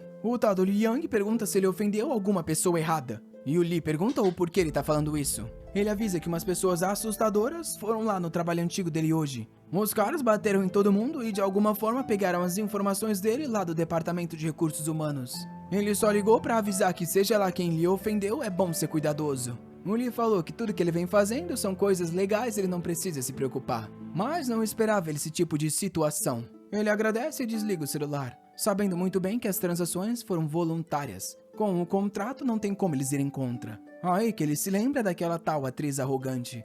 Talvez ele tenha deixado passar alguma coisa? Já vai no Robert e avisa que tem um trabalho pra ele. E manda ele descobrir quem que tá caçando informação sobre ele. Em uma outra empresa, um cara entrega um relatório pro chefe que pergunta pra mulher o que eles disseram. É a atriz de antes que avisa que a família Song disse pra não ir atrás dessa pessoa. Vendo o histórico do Lee, ele se pergunta por que aquela família tá protegendo uma pessoa comum como essa. Talvez o antigo ancião da família Song tenha enlouquecido com a velhice. A Manzi diz que eles estão querendo humilhar ela pelo visto e fazer ela passar vergonha. O gordo fala pra ela ficar quieta. Se envolve a família Song, eles não podem ser descuidados. E manda o cara investigar a relação deles com a família Song. Enquanto a atriz fala que ele vai ter que pagar pelo que fez. O que eles não sabiam é que a câmera ali estava observando todos porque o Robert já tinha hackeado aquilo. Agora, o Lee sabe muito bem quem tá querendo causar problema. Um cara chamado Zhou Hanyang que tem algumas indústrias e também algumas imobiliárias. Hoje todo mundo sabe que ele tá apoiando a Zhao Manzi, mas ele tem muitas outras atrizes e amantes. O Robert então descobre mais umas informações. Parece que esse cara inicia um monte de prédio, pega o dinheiro das pessoas e desaparece. Sem contar que o filho dele é um bêbado que sempre se envolve em problema. Além do que parece que ele mandou demolir uma casa que tinham 2 senhores dentro e eles morreram. Rapaz, o cara até ameaçou uma mulher da universidade, isso aí tem a lista longa. Nosso garoto diz que isso é mais que o suficiente pra saber que esse cara não é boa pessoa. Ele tá querendo saber do que ele é capaz. Considerando que ele faz tudo isso e não é preso, claramente ele tá acima da lei. Ele se aproxima do campo de treino, onde o Psy ainda tá sendo surrado. Ele vai pra cima do treinador, desviando pra esquerda, que percebe que o garoto tá ficando mais rápido. Porém, ainda não era o suficiente. Só que o Psy pega no pescoço e joga ele pra trás. O treinador é arremessado, porém consegue cair de pé. O Psyll percebe que ainda não consegue vencer, mas o treinador diz que ele tá ficando bem criativo e tá melhorando. Só tem que aprender a garantir que o oponente não tenha chance de se recuperar. O Lee aparece, batendo palma, dizendo que ele tá melhorando muito. O treinador pergunta se tem algum problema ou algo que ele precisa, e o Lee explica que vai precisar do Psyll por alguns dias. Do lado de fora da mansão, ele fala que o rapaz tá evoluindo muito. O Psyll diz que sim, mas ele continua perdendo, o instrutor é forte demais. O Lee diz que tanto faz, a hora chegou, ele tem uma missão. O Psyll resoluto diz que é só falar que ele vai resolver. O Lee então avisa que a primeira missão é... Cê se lembra que capítulo passado terminou quando o Lee falou pro Psyll que finalmente ele ia receber a primeira missão dele. E a missão não era dar like no vídeo não, desgraça, a missão era matar alguém. O Psyll ficou em silêncio e o Lee meio sem o que falar. Ele então perguntou se ele ia realmente ter que matar alguém. O Lee falou que ele não tinha que se preocupar, já que ele ia junto dessa vez. O Psyll não respondia e o Lee chamou pelo nome dele, que meio hesitante disse que sim, ele entendeu. E rapaz, ele ganhou 2 metros de testa. Com isso, Lee só se retirou falando pra ele se preparar. O Psyll disse que entendeu e falou que ia se preparar logo então. Com isso, ele saiu enquanto Lee percebeu que o cara não era tão calmo e decidido quanto ele pensava. Mas talvez fosse esperado, já que provavelmente era a primeira vez que ele iria matar alguém. O problema é que se ele não conseguisse vencer essa barreira psicológica, o valor dele ia diminuir muito. E todos os esforços até agora seriam desperdiçados. Uma pedra veio voando, o Psyll reagiu e pegou no ar. Era o treinador dele que perguntou se ele estava pronto para mais um round. O Psyll não falou nada e só encarou. E o treinador percebeu que o cara estava decidido, dizendo que ia pra cima primeiro então. Agora era o chefe que tava assustado, porque que aquele moleque tava com tanta sede de sangue. O Psyll ficou pensando nas palavras do Lee, que esperava que ele mantesse o coração calmo e conseguisse fazer o que era necessário. Tomando banho, ele sabia que ele tava se preparando todos esses dias pra esse dia. A razão pra ele ainda estar vivo e ter um corpo saudável é tudo graças ao Sr. Lee. E agora ele é a espada que ele precisa. E se esse é o caso, seja lá pra onde apontar, ele vai até lá matar. Agora ele tá motivado, dizendo que se essa é a missão, é a razão pela qual ele vive. Vai até o quarto embaixo da cama, puxa a mala, uma descascadora de maçã e fala que aquela adaga é o suficiente. Olhando pro quadro da família, ele diz pra eles não se preocuparem, que ele vai continuar vivendo. O Lee tá todo estiloso sob a luz da lua. Ele dá as boas-vindas ao Psyll, que diz que tá pronto. O nosso garoto sorri, falando que agora ele parece motivado. E ele responde que sim, que ele tá bem pra caramba. Em um bar, ele fala que essa é a primeira missão especial. Ele vai acelerar o tempo dele em 100 vezes, isso quer dizer que não importa quem esteja lá, não vai ter como parar ele. Porém, avisa que ele tem 2 guarda-costas que estão com esse cara sempre, então ele vai ter que tomar cuidado. O Psyll sorri e diz que todo mundo naquela lista não vai sair vivo. O Lee fala então que a mansão do cara é no fim dessa rua e ele vai ficar esperando aqui. O Psyll diz que o cara pode ser considerado morto já. Nosso garoto sorri e diz que tudo começou. Na hora, acelera o tempo dele que sai correndo com tudo parado. Encarando a lua, ele diz que ela hoje tá maravilhosa. Só é uma pena que o Zhou Hanyang não vai mais ver ela. Já na mansão, os guardas estão conversando distraído quando escutam algum som. Eles se viram, mas não é nada além do vento. Eles acham estranho e decidem ir dar uma olhada. Porém, o cara fala que não é necessário, eles têm o cachorro vigiando, então se qualquer coisa acontecer, eles vão ficar sabendo. Até porque esse cachorro já matou várias pessoas que pisaram naquele terreno. O olho dele fica vermelho, ele sente alguma coisa se aproximando. Segundo seguinte, o Psyll já cravou nele, arrancou e saiu correndo. Enquanto ele corria com o tempo acelerado, percebia que aquilo ali era como mágica. Matar as pessoas não demorava um segundo. Dentro da mansão, um cara pediu um cigarro e o outro jogou um maço. O amigo não respondeu e ele perguntou o que foi. De repente, apareceu só o semblante do Psyll. O cara tomou um susto, no segundo seguinte já tomou uma no pescoço. O outro caiu no chão vendo aquilo e na mesma hora o Psyll apareceu e finalizou também. No corredor tava só a trilha de tinta vermelha. A porta do quarto lentamente foi aberta onde o gordão tava dormindo. O Psyll tava com uma cara de psicopata falando que chegou a vez do último. Segundo seguinte, ele já tava pegando os documentos e cobrindo os corpos. Ele tinha sempre foto das atrizes que trabalhavam pra ele para que ele pudesse chantagear. O Psyll tem certeza que matar esse cara foi a coisa certa. E na verdade essa morte foi até fácil pra ele. Saindo do quarto, diz que espera ele no inferno. O Lee ainda tá lá no café e esperando tranquilamente. Quando o Psyll se aproxima e taca a mala na mesa, dizendo que a missão tá completa. Ele finalizou todo mundo e pegou todo o material que ele precisava. O Lee sorri, dizendo que foi um ótimo trabalho e pergunta qual a sensação de tirar uma vida. O Psyll responde que tá muito bem, mas a mão tremendo claramente indica que esse não é o caso. Porém, nosso garoto sabe que ele ainda precisa processar aquelas emoções. Então diz pro Psyll que ele não precisa se deixar levar por essas pessoas. Eles haviam cometido um monte de crime, então mereciam esse fim. A verdadeira interpretação disso é que na verdade foi um serviço para a sociedade. Rapaz, é o Light Yagami aqui 2.0. Ele pergunta se o Psyll entendeu, o que parece não responder. O Lee então se levanta e fala para ele relaxar um pouco e ir descansar.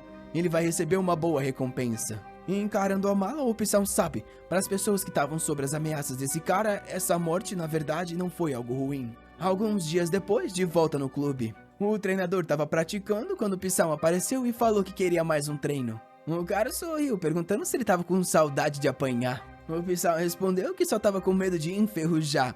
Com isso, ele sorriu e eles se prepararam. Segundo seguinte, o treinador tomou-lhe uma no queixo que foi arremessado. O treinador não tinha ideia como esse moleque tinha ficado tão forte assim. Não só ele estava muito mais calmo, como os golpes dele não tinham mais nenhuma hesitação. No banco, um tempo depois, o treinador assume que dessa vez ele realmente perdeu. E fala que ele nunca conheceu alguém que melhora tão rápido assim. O Psyll fala que não é nada demais, é só que ele vem treinando pesado. Porém, o treinador tem certeza que ele experienciou alguma coisa recentemente. E pergunta qual que foi a sensação da primeira vez. No caso não é normalmente pra isso que essa pergunta é usada, mas o Psyll sabe bem a sensação. E diz que algumas perguntas são melhor sem respostas. O cara acha confuso e diz que ele perguntou qual a primeira sensação de vencer o treinador. Vendo que ele não responde, ele diz que da próxima ele não vai vencer fácil assim. Já na mansão do gordo, uma secretária se aproxima e, rapaz, essa saia tá apertada, minha guerreira. Ela tá com raiva porque ninguém responde e eles não apareceram no escritório ainda. Ela entra falando que precisa de algumas assinaturas, mas ninguém fala nada. Ela então anda pelo corredor e vê uma perna caída. Assim que chega pra ver o que é uma das vítimas do Psyll. Ela cai assustada na hora e grita por socorro. Um tempo depois, a polícia tá lá tirando foto de todo mundo. O Psyll não só matou o gordinho, como também matou a atriz que tinha batido na Yang. Os investigadores comentam que seja lá quem matou é um dos melhores profissionais que eles já viram. Todo mundo parece ter morrido sem conseguir reagir e quase ao mesmo tempo. O cara fica assustado e pergunta como é possível todo mundo morrer ao mesmo tempo. Ao mesmo entre a cena do cachorro e esse lugar tem mais de 100 metros. É impossível que eles tenham morrido no mesmo minuto. O cara pede pra ver as câmeras, porém o oficial avisa que todas foram levadas pela família Zhao. Na hora o policial treme, pensando que se esse é o caso, tá fora das mãos deles. Ele então avisa pra não deixar ninguém se aproximar da cena e diz que vai ter que falar com o pessoal do topo. Já na mansão, o Robert avisa que a família do cara levou as câmeras e pergunta se não é um problema. O Lee diz que não, já que muita gente queria se vingar desse cara, sem contar que eles não estão sozinhos. O Robert diz que entendeu e vai fazer isso então. Já na mansão do Sr. Hong Wei-yo, os caras comentam sobre o acontecimento no casamento daquele dia, onde a Zhao Manzi bateu na acompanhante do Sr. Lee e depois ela também foi humilhada. Sabendo o tipo de mulher que a Manzi é, eles se perguntam se ela tentou alguma vingança e se esse incidente de agora envolve o Sr. Lee. Um deles fala que ela pode ter buscado vingança com Zhao Hanyang e esse foi o destino que os dois encontraram. O Sr. Hong então questiona o porquê o Sr. Lee parece deixar eles saberem dessas informações.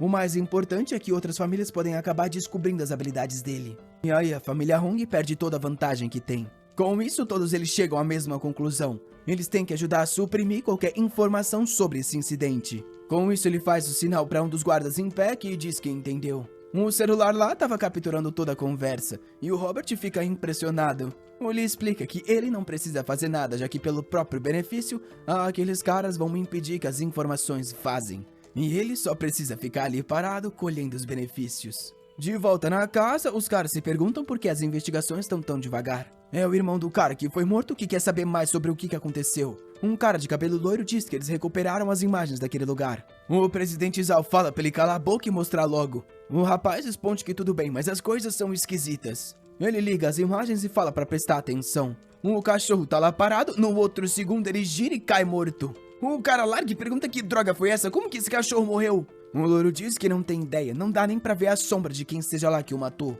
A única forma de ver alguma coisa é reduzindo a velocidade em 10 vezes. Dessa forma, por um segundo dá pra ver uma sombra passando. O cara explica que esse é o limite do quanto que dá pra reduzir a imagem, porém quem fez isso se moveia de uma forma ainda mais rápida. Dá pra dizer que o assassino que fez isso existe em um plano de tempo completamente diferente. O presidente fica de boca aberta, se perguntando quem foi que o irmão dele ofendeu. O presidente então pergunta pra secretária se ela sabe quem que o irmão dele tinha arrumado problema. Sem graça, ela diz que na verdade o último problema que ele teve foi por causa da amante Zalmanzi. O presidente arranja os dentes falando que sabia que aquela desgraçada era só o problema. Um segundo depois, ele se levanta perguntando se é possível. O ancião Song, que estava prestes a morrer, estava se curvando por uma criança. A secretária diz que sim, e que até avisaram que era bom ela não buscar vingança. O cara fica com mais raiva ainda. Se o presidente Song tinha avisado, era só ela não tentar nada. Porém, ele acha estranho, porque alguém que tá prestes a morrer se preocupa com esse tipo de coisa. Ele então pergunta sobre a relação do garoto que foi convidado com a família Hong. A secretária diz que ele apareceu do nada e ninguém nem sabia sobre ele antes desse incidente. O Lore então entrega umas pesquisas que mostram que a família Hong e a família Song parecem estar trabalhando junto ultimamente. O presidente pergunta sobre a saúde do cara da família Hong e o garoto diz que ele estava quase morrendo já que tem 98 anos. Porém, subitamente a saúde dele parece ter melhorado. Vendo a foto dos dois, o cara fica preocupado. Dois velhos que estão prestes a morrer colocam extrema importância nesse garoto. Será que ele realmente deveria mexer com alguém assim? O pessoal parece apreensivo. E depois de pensar um pouco, ele diz que isso termina ali. A ordem é para ninguém mais perguntar ou pesquisar sobre esse incidente. A secretária, assustada, pergunta o porquê ele tá falando isso. Ele pergunta se ele não deixou as coisas claras. Ele não quer ninguém perguntando sobre isso e nenhuma informação saindo dessa sala. Senão os dois ali que não vão ser poupados. Os caras não falam nada, mas o presidente sabe muito bem. Se duas famílias gigantes como aquela não podem fazer nada contra esse cara, tudo que ele pode fazer é fingir que não sabe sobre nada até ele ter uma forma de lidar com isso. Senão o grupo deles na cidade principal que vai ser afetado. Por enquanto eles vão ter que aceitar essa perda. No clube, o Robert tá animado, já que a família Hong vai ajudar a lidar com tudo isso. Em frente a um poder desconhecido, até os mais poderosos hesitam por um segundo. Agora ele tá animado, dizendo que trabalhar com o Sr. Lee é muito interessante. De repente, ele recebe uma notificação, que é um gemidão de uma mina falando que é muito bom. Um sistema que ele detectou boas pessoas para o Sr. Lee negociar e encontrou um alvo perfeito. Até o Robert fica se tremendo, falando que eles acharam um pote de ouro. O nome do cara é Tang Zaorui e o maluco tem 102 anos. Rapaz, esse aí tá precisando voltar no tempo mesmo. Um cara tão famoso na área de biologia que os estudos dele aparecem nos livros escolares. Ele corre pro Lee pra avisar que parece interessado. Alguém que contribuiu tanto pros estudos de biologia nesse país que dá pra dizer que qualquer pessoa nessa área é basicamente um discípulo dele. Ele já sorri, dizendo que não existem dois desse cara. E avisa pra preparar os detalhes porque esse ele vai ter que fazer uma visita pessoal. Um tempo depois, já no hospital, ele pergunta pra uma médica se ela sabe a sala onde o professor Tang Zaorui se encontra. Ela pergunta se ele é um dos estudantes, vendo que o garoto é muito jovem. Ela então aponta e diz que todos os colegas de classe estão lá também. Lá os estudantes comentam que qualquer problema do Zaorui também é problema deles. A mulher agradece enquanto os caras se retiram porque parece que ele não tá aberto para visitas hoje. Algo então chama a atenção e ela pergunta pro Lee se ele tá ali para visitar o velho, pedindo desculpas, mas a condição dele tá tão ruim que ele não tá podendo receber visitas. Nosso garoto diz que tudo bem então, ele só vai olhar ele daqui. Ao observar, ele vê que o cara tem 1 dia e 2 horas de vida. Nosso garoto sabe que alguém como ele não pode ter um fim tão triste, não só pelo clube, mas pelo desenvolvimento da humanidade. O problema é que ele não sabe qual vai ser a reação desse cara ao ver ele. Às 3 da manhã, ele abriu os olhos e viu a neta dormindo no colo dele. De tudo que ele fez, a única coisa que ele não queria perder era ela, junto dos estudantes que ele ensinou. E ele fala que tudo que queria era poder ver ela começar a própria família. É só uma pena que ele não tem mais tempo. De repente, alguém chama o nome dele no quarto. É o Lee sentado na janela que diz que ele poderia falar isso quando ela estivesse acordada. No ponto de vista dele, o velho ainda tem muito tempo de vida. Suando, o senhor pergunta quem ele é. O Lee então faz toda a explicação. E o velho questiona sobre esse negócio de vendedor de tempo. O Lee só explica sobre as missões do clube: proteger a Terra, melhorar a tecnologia e avançar a humanidade. E ele tá hoje aqui nesse quarto porque ele foi detectado como uma pessoa com um talento de nível 10. Por isso que ele foi convidado ao clube para poder usar o talento dele. O velho encara, hesita e diz que entra com uma condição. Ele nunca vai fazer nada que seja contra as pessoas ou o país, senão ele prefere morrer. O Lee diz que essa condição ele aceita. Vamos ver, né? Já já eu sei que você vai estar matando todo mundo. Cena seguinte fala sobre o ditado: os bons morrem cedo, porém os vilões vivem por 1000 anos. Mas vendo Tang Zaorui recebendo tempo, ele diz que não acredita nesse ditado. O velho suando diz que parece que recebeu muita vitalidade. O Lee explica que por enquanto ele só retornou o velho para quando ele tinha 99 anos. Isso porque, se ele fizesse muito mais, as pessoas começariam a estranhar. O velho diz então que vai preparar o testamento dele e se juntar ao Clube Eterno sobre uma nova identidade. O Lee sorri dizendo que esse é o melhor caminho. E se retira falando que ele confia no conhecimento do Zhao Rui para tomar a melhor decisão. Nessa hora, o cara fala pra ele esperar um segundo. E diz pra ele não esquecer da promessa que fez. O Lee responde que ele tá pensando demais. Ele também é um patriota.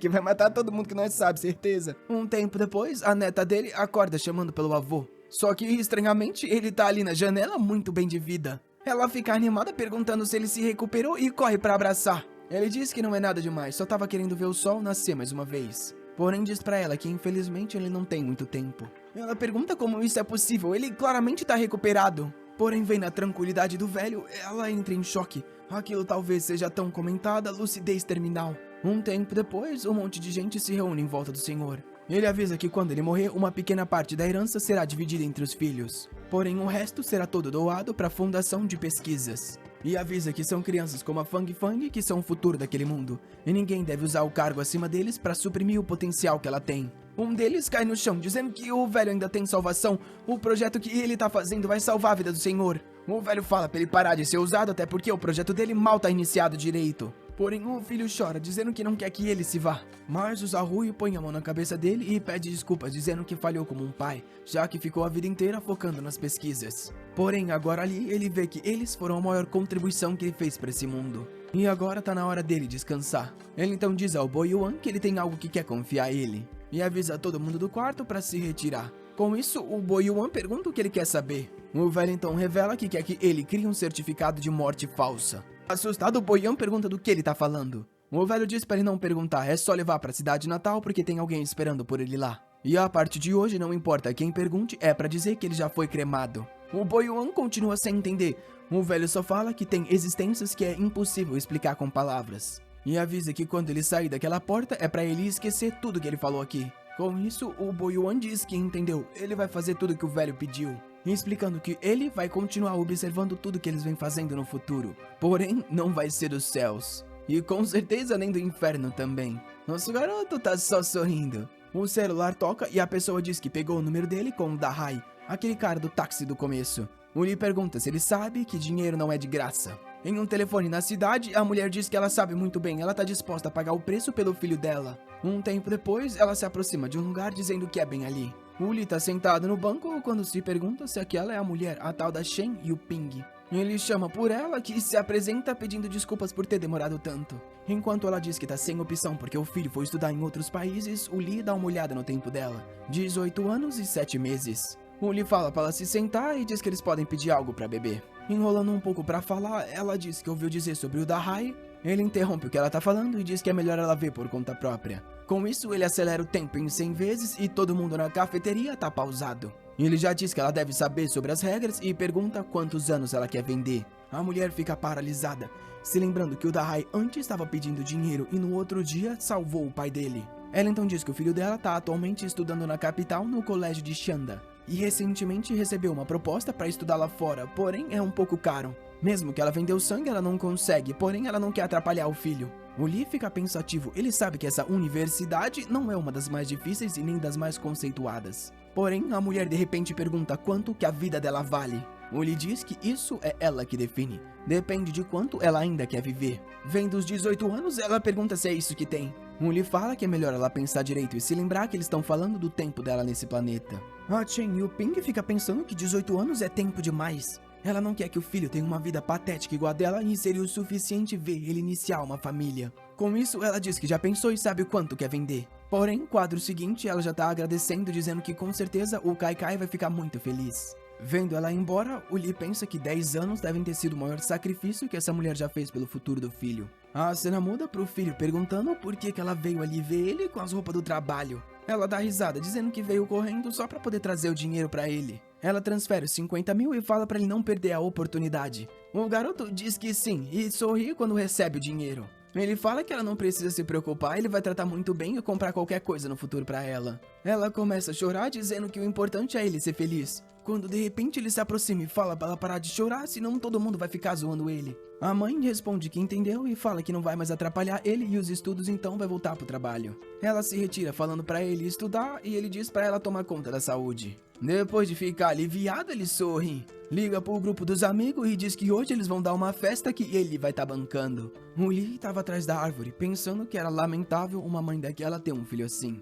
Talvez ele devesse ensinar uma lição pro garoto. Porém, aquilo não tem nada a ver com ele. Ele é só um vendedor conduzindo negociações de forma justa. A cena muda para um ditado. Mesmo as folhas de uma árvore de 1000 metros ainda caem perto de suas raízes. Isso quer dizer que mesmo as pessoas que chegam muito longe ainda querem descansar perto de onde elas vieram. Já na casa do Zaoui, todos se reúnem para se despedir do avô. O Lee aumentou a vida dele em 3 anos. Porém, ele vai ter que cortar a relação com todo mundo da sua vida anterior. Na porta, Fang Fang fala que sabe que eles querem falar com ele, porém ele precisa de descanso. Dentro da casa, o Zaoui observa a foto dele e da esposa quando eram mais jovens. Ele diz que ela tá muito jovem, enquanto ele já virou um velho de cabelo cinza. Pelo visto, as pessoas estavam certas quando disseram que ela era demais pra ele. O filho só observa, enquanto ele se aproxima do quadro e diz pra ela esperar um pouco mais. Óbvio que ele murmura que a hora ainda não chegou. O Zhao então fala pro filho ir conversar com os convidados que ele quer caminhar sozinho. O filho diz que tudo bem e vai avisar pra Fang Fang trazer a medicina dele. Ao se ver sozinho na sala, o velho pensa que é inacreditável aquilo que aconteceu no hospital. Talvez tenha sido um sonho. Até que o Lee aparece e diz que tá ali pra completar o contrato, perguntando se ele tá pronto. O velho avisa que tá pronto pra isso desde o dia que ele voltou pra esse país. E com isso é hora de se iniciar. Um tempo depois, a Fang Fang chega pra trazer o remédio. Porém, ela não encontra nada além da bengala do velho. Ela começa a gritar, perguntando aonde o avô tá e aonde ele foi parar. Em meio ao campo tava o empregado número 4. O pessoal correu pra falar com ele, gritando pelo pai. O Zaoui só se virou, enquanto o filho tava chorando. O cientista perfeito, que tinha chegado ao pico da capacidade de aprender. Em questão de habilidade em sua área, ele era incomparável. Ele seria a pessoa que começaria a acumular o conhecimento sobre os Eternos. E a cabeça que cuidaria do departamento de bioquímica dentro do Clube Eterno. Ao se aproximar, o Lee diz que ele tá muito bem, enquanto pensa que os 10 anos daquela triste mãe realmente foram efetivos. O Zaoui diz que quer dar uma olhada no mundo dele e que diz que tudo bem. Vai ser um prazer e dá as boas-vindas a ele ao Clube Eterno. Já no clube, o Lee diz que fazer um departamento de bioquímica vai custar muito dinheiro. O Zaoui explica que a evolução da humanidade pode ser dividida em 4 partes, porém fazem milhares de anos que o corpo não evolui além do conhecimento acumulado. O projeto que ele quer criar da engenharia da forma de vida vai ser a chave para a próxima evolução. Um documento mostra que ele vai precisar de um laboratório de nível P2, vários assistentes e um monte de coisa nos arquivos. Além de 10 milhões de fundos somente como investimento inicial. O Lee sabe que aquilo se encaixa perfeitamente com o terceiro objetivo do Clube Eterno. E fala pro velho que eles vão sim investir nesse programa da nova forma de vida de acordo como ele quer. Nessa hora, alguém chama por eles. É o treinador do Pisão que diz que quer conversar algo com o Sr. Lee. O Lee fala pro Zaoui que é só mandar pra ele o que ele for precisar. Além disso, ele pode também buscar qualquer pessoa que precise pra ajudar. O velhinho agradece e passa feliz cantando. Porém, o instrutor parece notar algo. O Lee pergunta o que foi e o treinador responde que o treino do Pisão tá quase completo.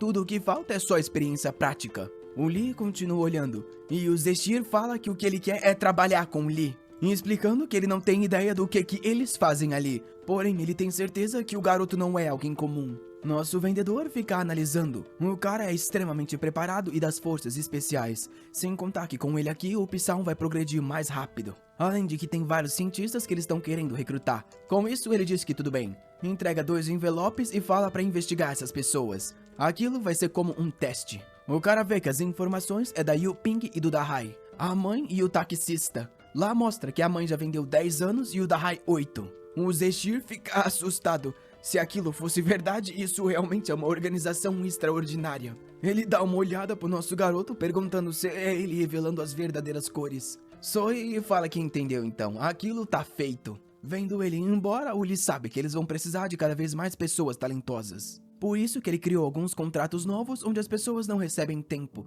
apenas dinheiro e vantagens. Claro que se elas quiserem obter o recurso mais valioso, aí elas vão ter que pensar em outras formas de receber. No País X, em uma área de pesquisas, um cara grita dizendo que não vai repetir. As decisões já tinham sido feitas pelos superiores, então era só pra eles obedecerem. Um cara de óculos tá de canto observando, enquanto os homens dizem que quem não quiser obedecer é só voltar pra casa. O homem observa que todo mundo ali não fala nada, igual um bando de macaco que obedece. Nisso o celular toca e ele recebeu o convite por uma agência de talentos. Ele se questiona que laboratório é aquele que ele nunca ouviu falar sobre. Porém, fica interessado quando vê que tem várias perguntas pra você fazer parte de onde foi convidado. Ele percebe que as perguntas são extremamente avançadas e só poderiam ser feitas por alguém que tá no topo das pesquisas. Com isso, sai saltitando, dizendo que tá ansioso pra visitar essa pessoa. Em frente ao laboratório conhecido como Biologia da Idade dos Céus. Ele diz que ali deve ser o lugar. Ele escuta alguém conversando e olha pra trás. Uma mulher questiona se ali é uma companhia recentemente estabelecida.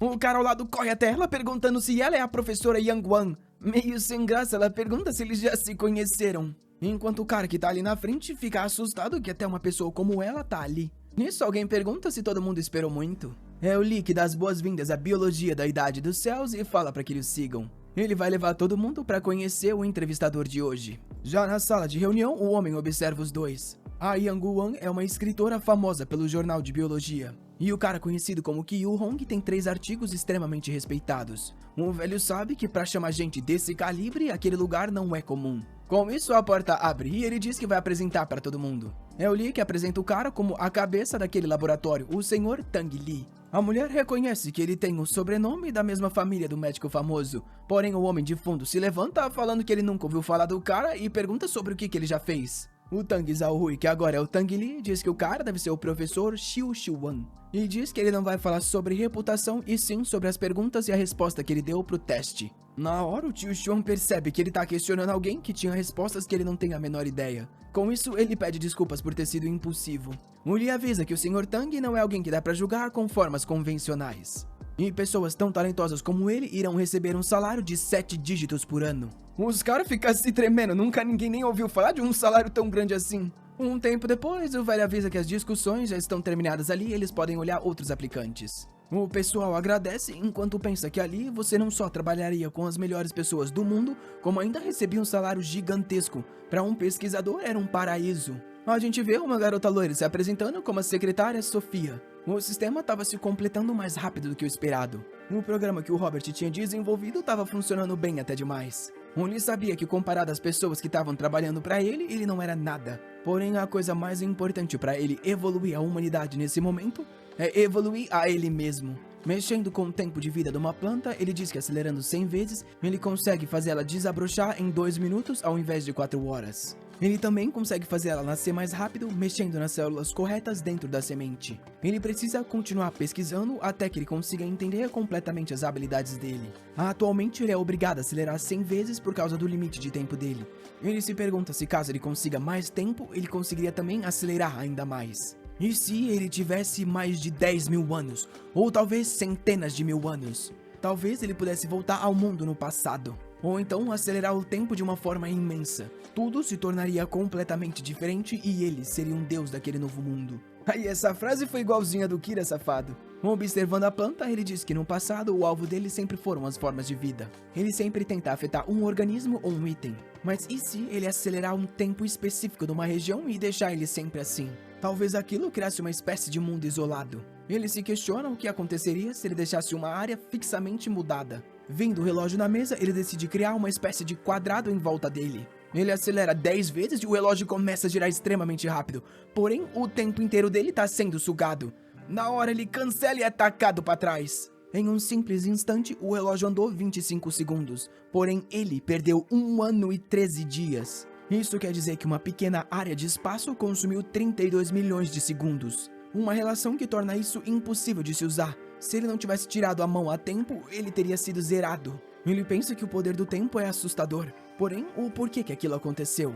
Ele não é mais limitado ao tempo e destino. Ele consegue controlar o tempo até mesmo dos outros, então o porquê isso aconteceu? Não devia ser impossível, mas o experimento deu errado. Ele precisa entender quais são as variáveis, quais são as regras que controlam seus poderes. Pensando sobre regras, ele se lembra dos valores que controlam o universo. E aí ele entende que quando ele pensou num quadrado, ele não só modificou o tempo daquele local, mas sim um pequeno espaço que se estica durante toda a infinita terceira dimensão. A área que ele tentou modificar foi infinita e ainda bem que ele parou a tempo.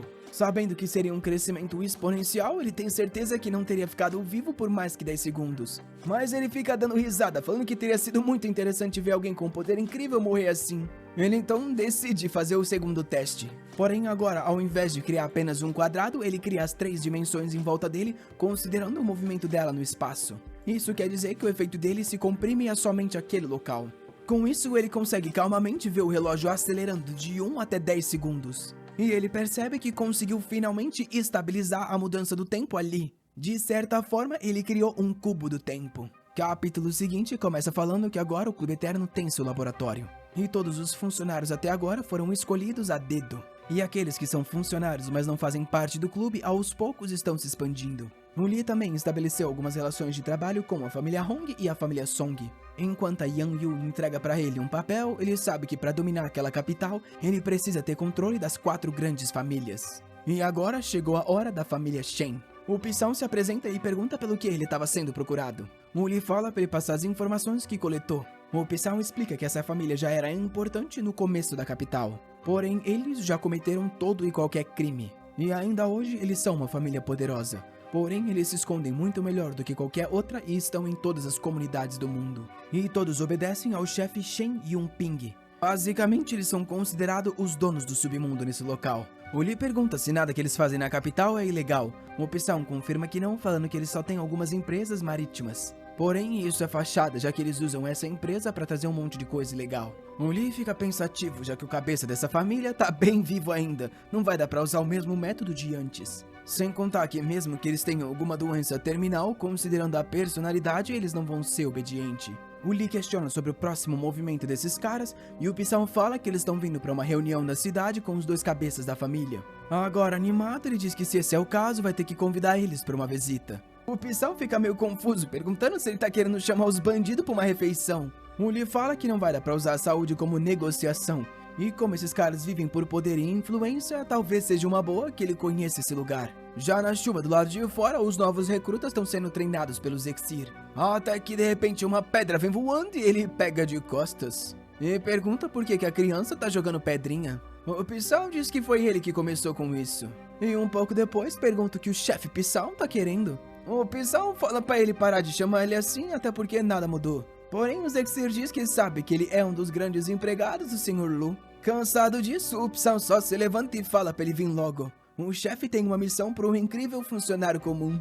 Na reunião, eles já estão assustados, falando sobre algo ser fatal, mas não matar. O Lee diz que é exatamente isso e não deve deixar nenhum traço. O Zeshir tenta explicar que tentar deixar uma pessoa em um estado de vida ou morte é a coisa mais difícil de se fazer. O Lee diz que ele, como das forças especiais, deve ter experiência como sniper. Nessa operação, ele ainda vai ter o apoio do Pisão. O Zeshir tenta explicar que é fácil matar alguém, é difícil deixar alguém quase morto. O Lee fala que ele não precisa se preocupar, por mais que seja um funcionário comum, vai receber certos benefícios. O Zeshir fica curioso, se perguntando se finalmente vai saber qual que é o poder. Observando a chegada do avião, o plano é lembrar essa família que por mais que eles controlem esse mundo, eles ainda podem ser trazidos para a morte. E claro que ele também pode salvar eles. Dentro da van, ele fala mais uma vez que é pra machucar, mas não é pra ser fatal. O tamanho desse sniper, eu acho que se tocar em qualquer parte, tudo em volta explode, filho. Não sei se dá pra não matar com isso não. Mas o Robert tá passando as informações e sobre a melhor área pra ele conseguir um bom disparo.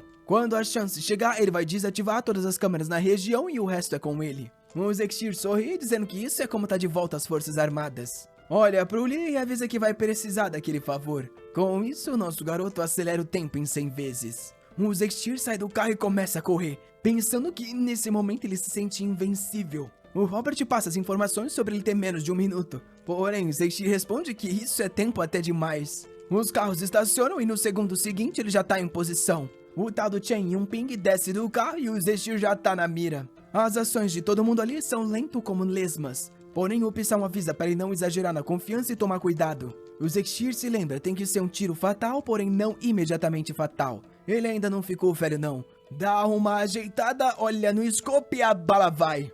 Na mesma hora, o Yunping e os irmãos vê alguma coisa batendo no chão. O Yunping parece confuso, até que ele percebe que tomou-lhe na barriga. Ele não sabe quando isso aconteceu e todo mundo começa a se proteger.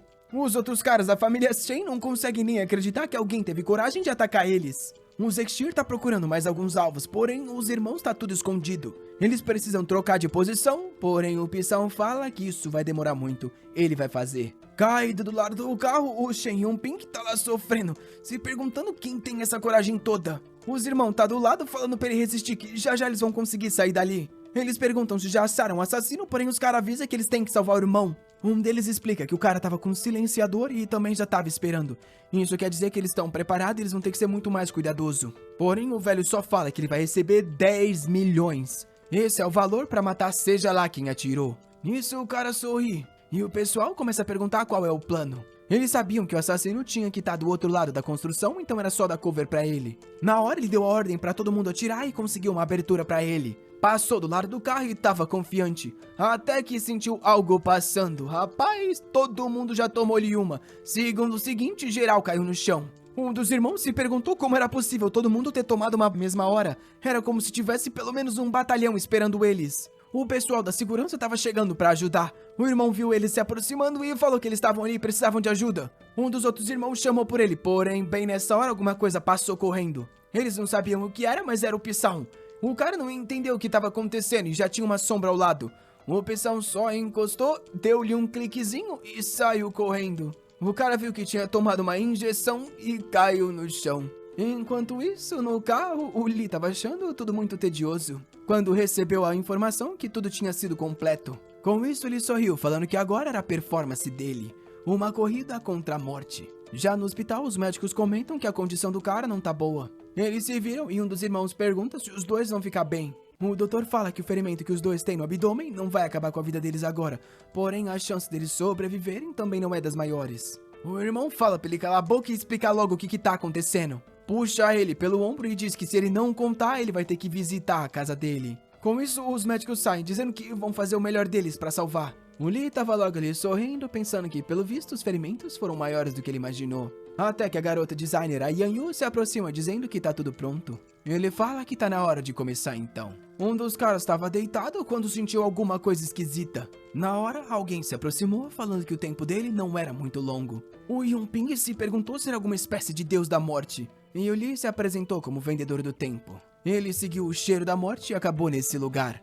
Por acaso o cara estaria interessado em fazer um acordo com ele? O cara não responde, e ele diz que tudo que ele pede é uma pequena quantia de 1/5 do que todos eles fazem em um ano. O que eles vão receber vai ser tempo, e é bom eles considerarem a oferta, porque agora eles têm 2 horas de vida. O Lee pergunta se eles querem a preciosa vida ou o precioso dinheiro. O cara fica se perguntando se ele realmente consegue usar o dinheiro para comprar tempo. E estica a mão e diz que sim, ele quer comprar. Com isso, a Yanyu pega os 2 contratos e diz que é só eles assinarem como prova da transação. O cara fica pensando que tem muita coisa estranha acontecendo, porém ele não tá nem aí. O que um contrato pode fazer contra ele? Uma luz no corredor brilha e na hora o tempo dele avança para 365 dias. O cara diz que se sente diferente e vê que a ferida sumiu. Porém, ele olha pro Lee e fala que é coincidência demais eles terem sido atacados e ele aparecer assim. Porém, nosso garoto responde que eles precisam ver por outra perspectiva. Na linha de trabalho que eles seguem, cedo ou tarde uma coincidência aconteceria.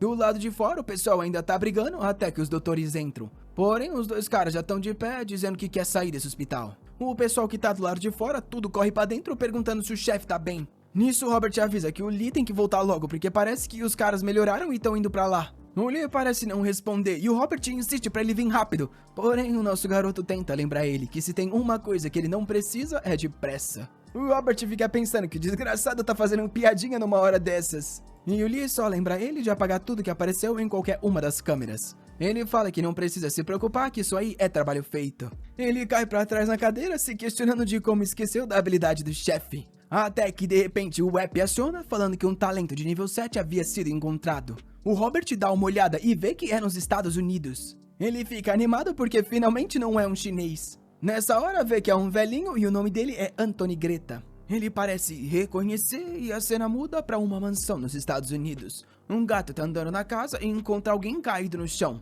Da câmera de um dos computadores, o Robert observa tudo e pergunta o que tá acontecendo com o Sr. Anthony. O cara não responde e ele diz que vai ligar pra polícia. Ele hackeia o sistema de um carro próximo e pergunta se alguém tá escutando. As mulheres querem saber como que ele invadiu o rádio delas. Porém, ele só avisa que tem um professor na Universidade de Illinois precisando de ajuda. Elas não parecem responder e aí que ele percebe que tá falando chinês. Ele tenta explicar de novo e fala pra elas irem logo salvar ele. Ao menos ele tem que conseguir manter esse cara vivo até o Senhor Lin aparecer. As mulheres chegam lá na porta e se perguntam se aquele é o lugar. Porém, outro carro de polícia de uma região próxima também para lá e ela quer saber como que a pessoa hackeou tantos lugares. Um monte de polícia e ambulância começa a chegar e ela pensa que isso é uma loucura. Com isso, ela se aproxima da porta e vê o corpo do cara no chão. Os doutores são chamados, eles recolhem o corpo e levam para a ambulância. Ela acha estranho e fica se perguntando quem foi que ligou e quais eram os motivos dessa pessoa. Os policiais querem achar o hacker, mas ninguém tem ideia. O Robert relaxa, dizendo que agora é só avisar o chefe quando ele chegar. Esse Anthony Greta foi um cara que contribuiu muito para os supercondutores. Basicamente é um gênio da revolução tecnológica. O Lee vê que o cara tá com problema no coração e o Robert fala que chamou uma ambulância para levar ele pro hospital. Esse é um cara inteligente o suficiente para fazer foguetes, então ele precisa ter esse no clube. Ele fala que eles precisam ir pra América, porém o Psy lembra ele que a família Shen vai chegar a qualquer momento. Agora ele tá numa situação difícil.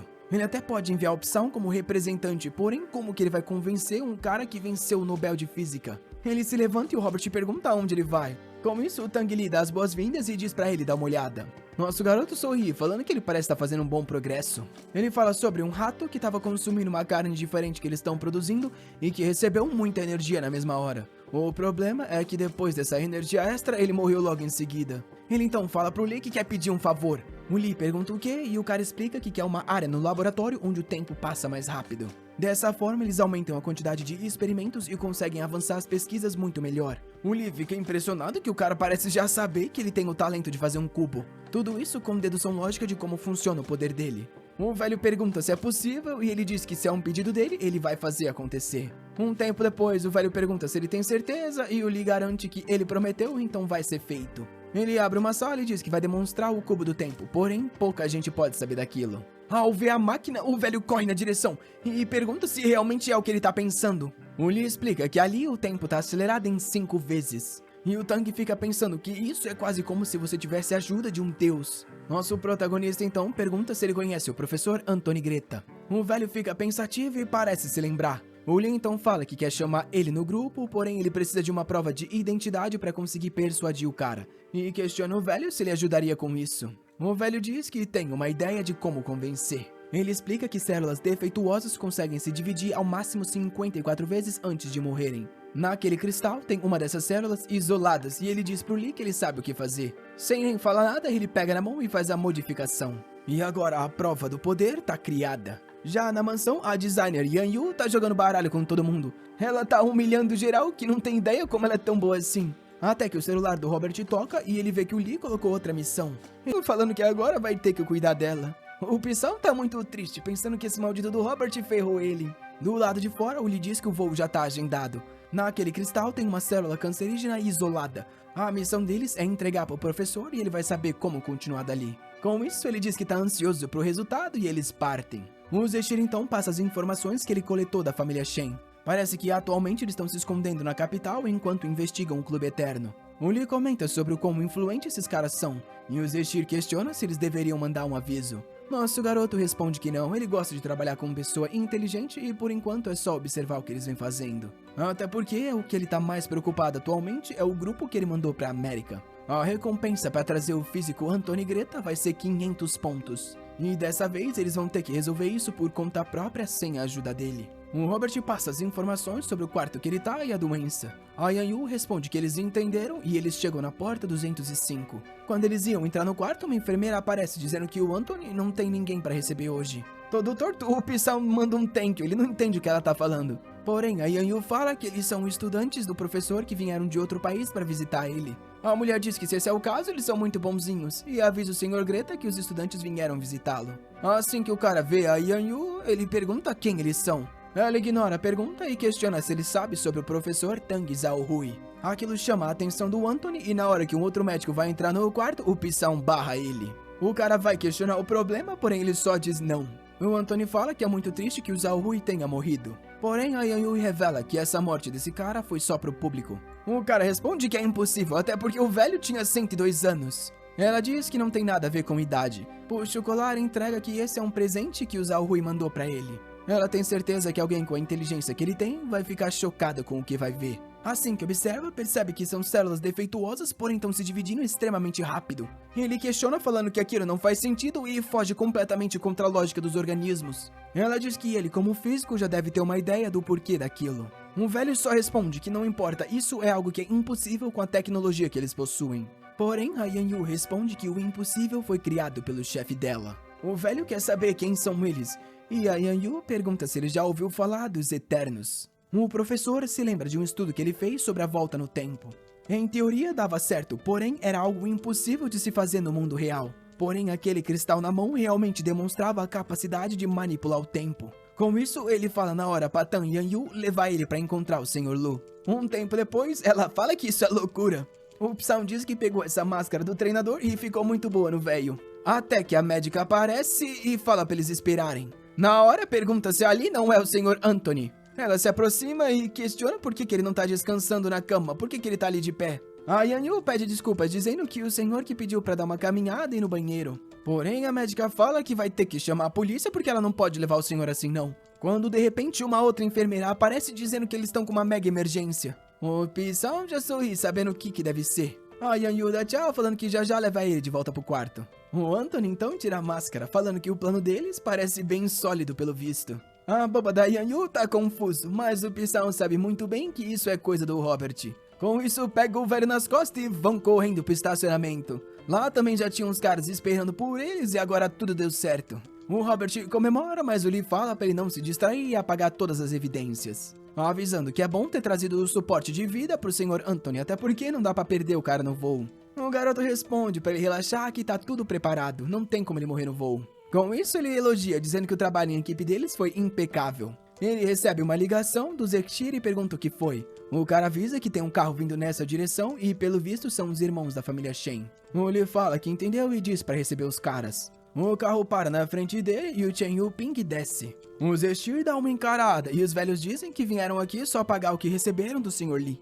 O Zektir responde que eles são homens de palavra, porém aquele monte de capanga vai ter que ficar do lado de fora. Na sala do Lee, ele tá agradecendo um dos membros da família Hong, dizendo que eles possuem a gratidão dele. O cara agradece e diz que tá indo embora. Enquanto nos corredores, os caras da família Shen estão com raiva de ter sido mandado pelo Zektir. Nisso, o cara que tava com o Lee passa pelo lado deles. Eles parecem reconhecer, mas não tem certeza quem é. Eles então chamam pelo protagonista que se vira. O Shen Ping dá um oi e o Lee pergunta como os ferimentos dele estão. O velho acha estranho, naquele dia no hospital o cara parecia um deus da morte, porém o homem na frente dele parece um ser comum. Porém ele avisa que veio ali para completar o contrato. Vai no bolso e entrega 800 milhões no cartão, um quinto do que eles fazem em um ano. O Lee então explica que o tempo que eles entregou fez com que eles recuperassem a vida, porém eles ainda não têm mais de um ano de vida. Um dos irmãos reclama, perguntando se a negociação por acaso não estava errada. O protagonista explica que ele não fez nada errado.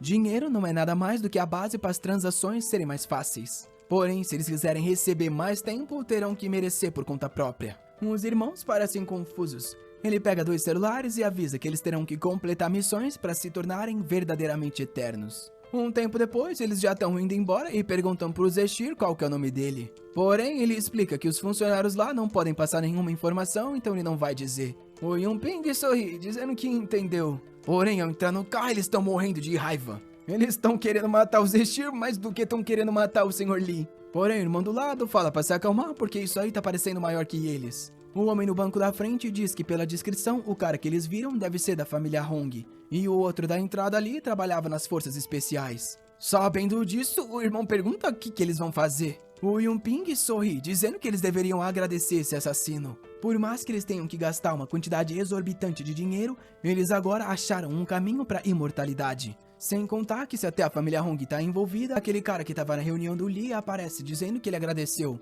O Hong diz que eles sempre vão fazer o melhor e pergunta se ele viu algo no clube. O cara diz que lá ele viu o Shen Yunping e o Shen Yunnan. O Hong conhece muito bem esses nomes, e a missão de entrada dos irmãos é passada no grupo. E eles vão ter que financiar o desenvolvimento de uma região tecnológica. Na mesma hora, o irmão parece dar ordem, e eles veem que a recompensa vão ser 1000 pontos. O outro vê que a dificuldade é média, porém a recompensa parece boa. O Yunping diz que de acordo com esse contrato, eles vão conseguir comprar mais um ano. Na hora, o Yunan fala que eles vão ter que completar isso então. O Yuping diz que primeiro eles vão ter que visitar os sêniores do clube. Até porque ele não viu nenhuma regra no contrato que impede eles de fazerem isso. Cena seguinte, o ancião Hong já tá sendo avisado que a família Shen quer visitar ele. O Hong pergunta se eles disseram o porquê e o garoto disse que eles só falaram clube eterno. Aquilo chama a atenção do velho, que diz que pelo jeito eles vão ter que recebê-los. Um tempo depois, eles já estão todos reunidos em volta de uma mesa. O Hong então diz que quer fazer uma pergunta. Os irmãos Shen dizem que responderão qualquer coisa e o velho questiona por que eles tinham certeza que eles o encontrariam se eles falassem sobre o clube eterno. Os irmãos explicam que eles visitaram também o Sr. Lu e descobriram que um dos seguranças dele antes trabalhava para os Hong. O velho dá risada, dizendo que realmente isso se encaixa com o estilo deles, exatamente como todos os descrevem no submundo. De repente, o Yunping se levanta e diz que ele não tá ali para causar problema. O velho só fala para ele parar de enrolar e dizer logo o que quer. O Yunping começa a explicar que as empresas dele são todas estrangeiras, então aqui na China ele não tem muito como fazer. O velho mais uma vez corta e diz pra ele falar logo o que ele quer com a missão de iniciante. O Yunping diz que pra não gastar o tempo do velho ele vai explicar. É uma missão complexa, porém ela paga 1000 pontos por pessoa. O pessoal da família Glory fica impressionado, até porque as missões que eles recebem paga 500 no máximo. Obviamente o que os caras querem é ajuda pra fazer essa missão na capital. As negociações todas foram feitas, só que o Lee recebeu um gravador da família Hong. Ao escutar tudo, ele falou pro Zexir dizer pra família Hong que eles podem fazer o que quiser. E esses dois irmãos, eles vão ter que ser mais espertos do que eles. Um tempo depois, um carro parou em frente à mansão. Era Yan Yu, o Pisao e o Anthony, que estava impressionado com a arquitetura do lugar. O Han Hui se aproximou e deu as boas-vindas ao velho, perguntando se ele estava bem. O Anthony parecia confuso e o cara falou que eles se conheceram na feira de ciências. Foi aí que ele percebeu que era o velho Tang e falou que ele estava parecendo novo demais. Ele queria perguntar 1000 coisas, dizendo que isso era insano, alguém de 102 anos com aparência assim. A Yan Yu avisou que eles teriam que interromper essa reunião por causa da condição do corpo dele. Andando pelos corredores, o Anthony estava desacreditado. Desde a célula no cristal até essa quase ressurreição do velho Tang. Era como se ele fosse conhecer uma entidade. A Yan Yu então falou que ele poderia ir. Ele hesitou por um segundo e no instante seguinte abriu a porta. Vendo o semblante de longe, ele chamou pelo Sr. Lu, que se virou e perguntou como foi a viagem, se ele tinha gostado do presente. O Anthony ficou confuso, o cara na frente dele parecia jovem demais. Até que o Lee mostrou o tempo que ele tinha, 3 dias e 21 horas. O velho entendeu na hora do que aquilo se tratava. E o Lee disse que é um alívio que ele tenha chegado ali antes do tempo acabar. O velho cai de joelhos no chão, dizendo que se mágica existe, a vida inteira dele foi uma mentira. O Lee ignora, se aproxima, dá o contrato e diz que ele já deve saber o preço de se tornar parte do clube. No mesmo instante, o velho pega e assina. O Lee abre os braços dando as boas-vindas e diz que agora Anthony Greta faz parte. O cara começa a brilhar e ele diz que se ele tem perguntas pode deixar para depois, porque agora ele tem muito tempo para fazer isso. O clube estava crescendo aos poucos, mais e mais pessoas estavam sendo recrutadas. Claro que alguns problemas começaram a aparecer. Um dos principais era que os funcionários dele agora sabiam muito mais do que ele conhecia. Por mais que ele tinha o poder, ele não sabia direito também como funcionava. E talvez uma das contratações mais importantes fosse alguém para pensar sobre isso. Cena seguinte, o Robert já fala para ele dar uma olhada na tela. Aquela pessoa era perfeita pra... Like nesse vídeo, molecada! Você é a pessoa perfeita pra isso, rapaz, clique! O que vocês estão achando do nosso negociador de tempo? Eu espero que essa parte 2 não dê problema, porque se der problema eu vou ter que tirar do ar de novo, né? Mas é o que tá tendo. Então, né, meus filhos, vamos aí rezar pra que não dê problema, pra que vá bem, pra parte 3 vir. Pra você não perder, você ativa o celular. Dale!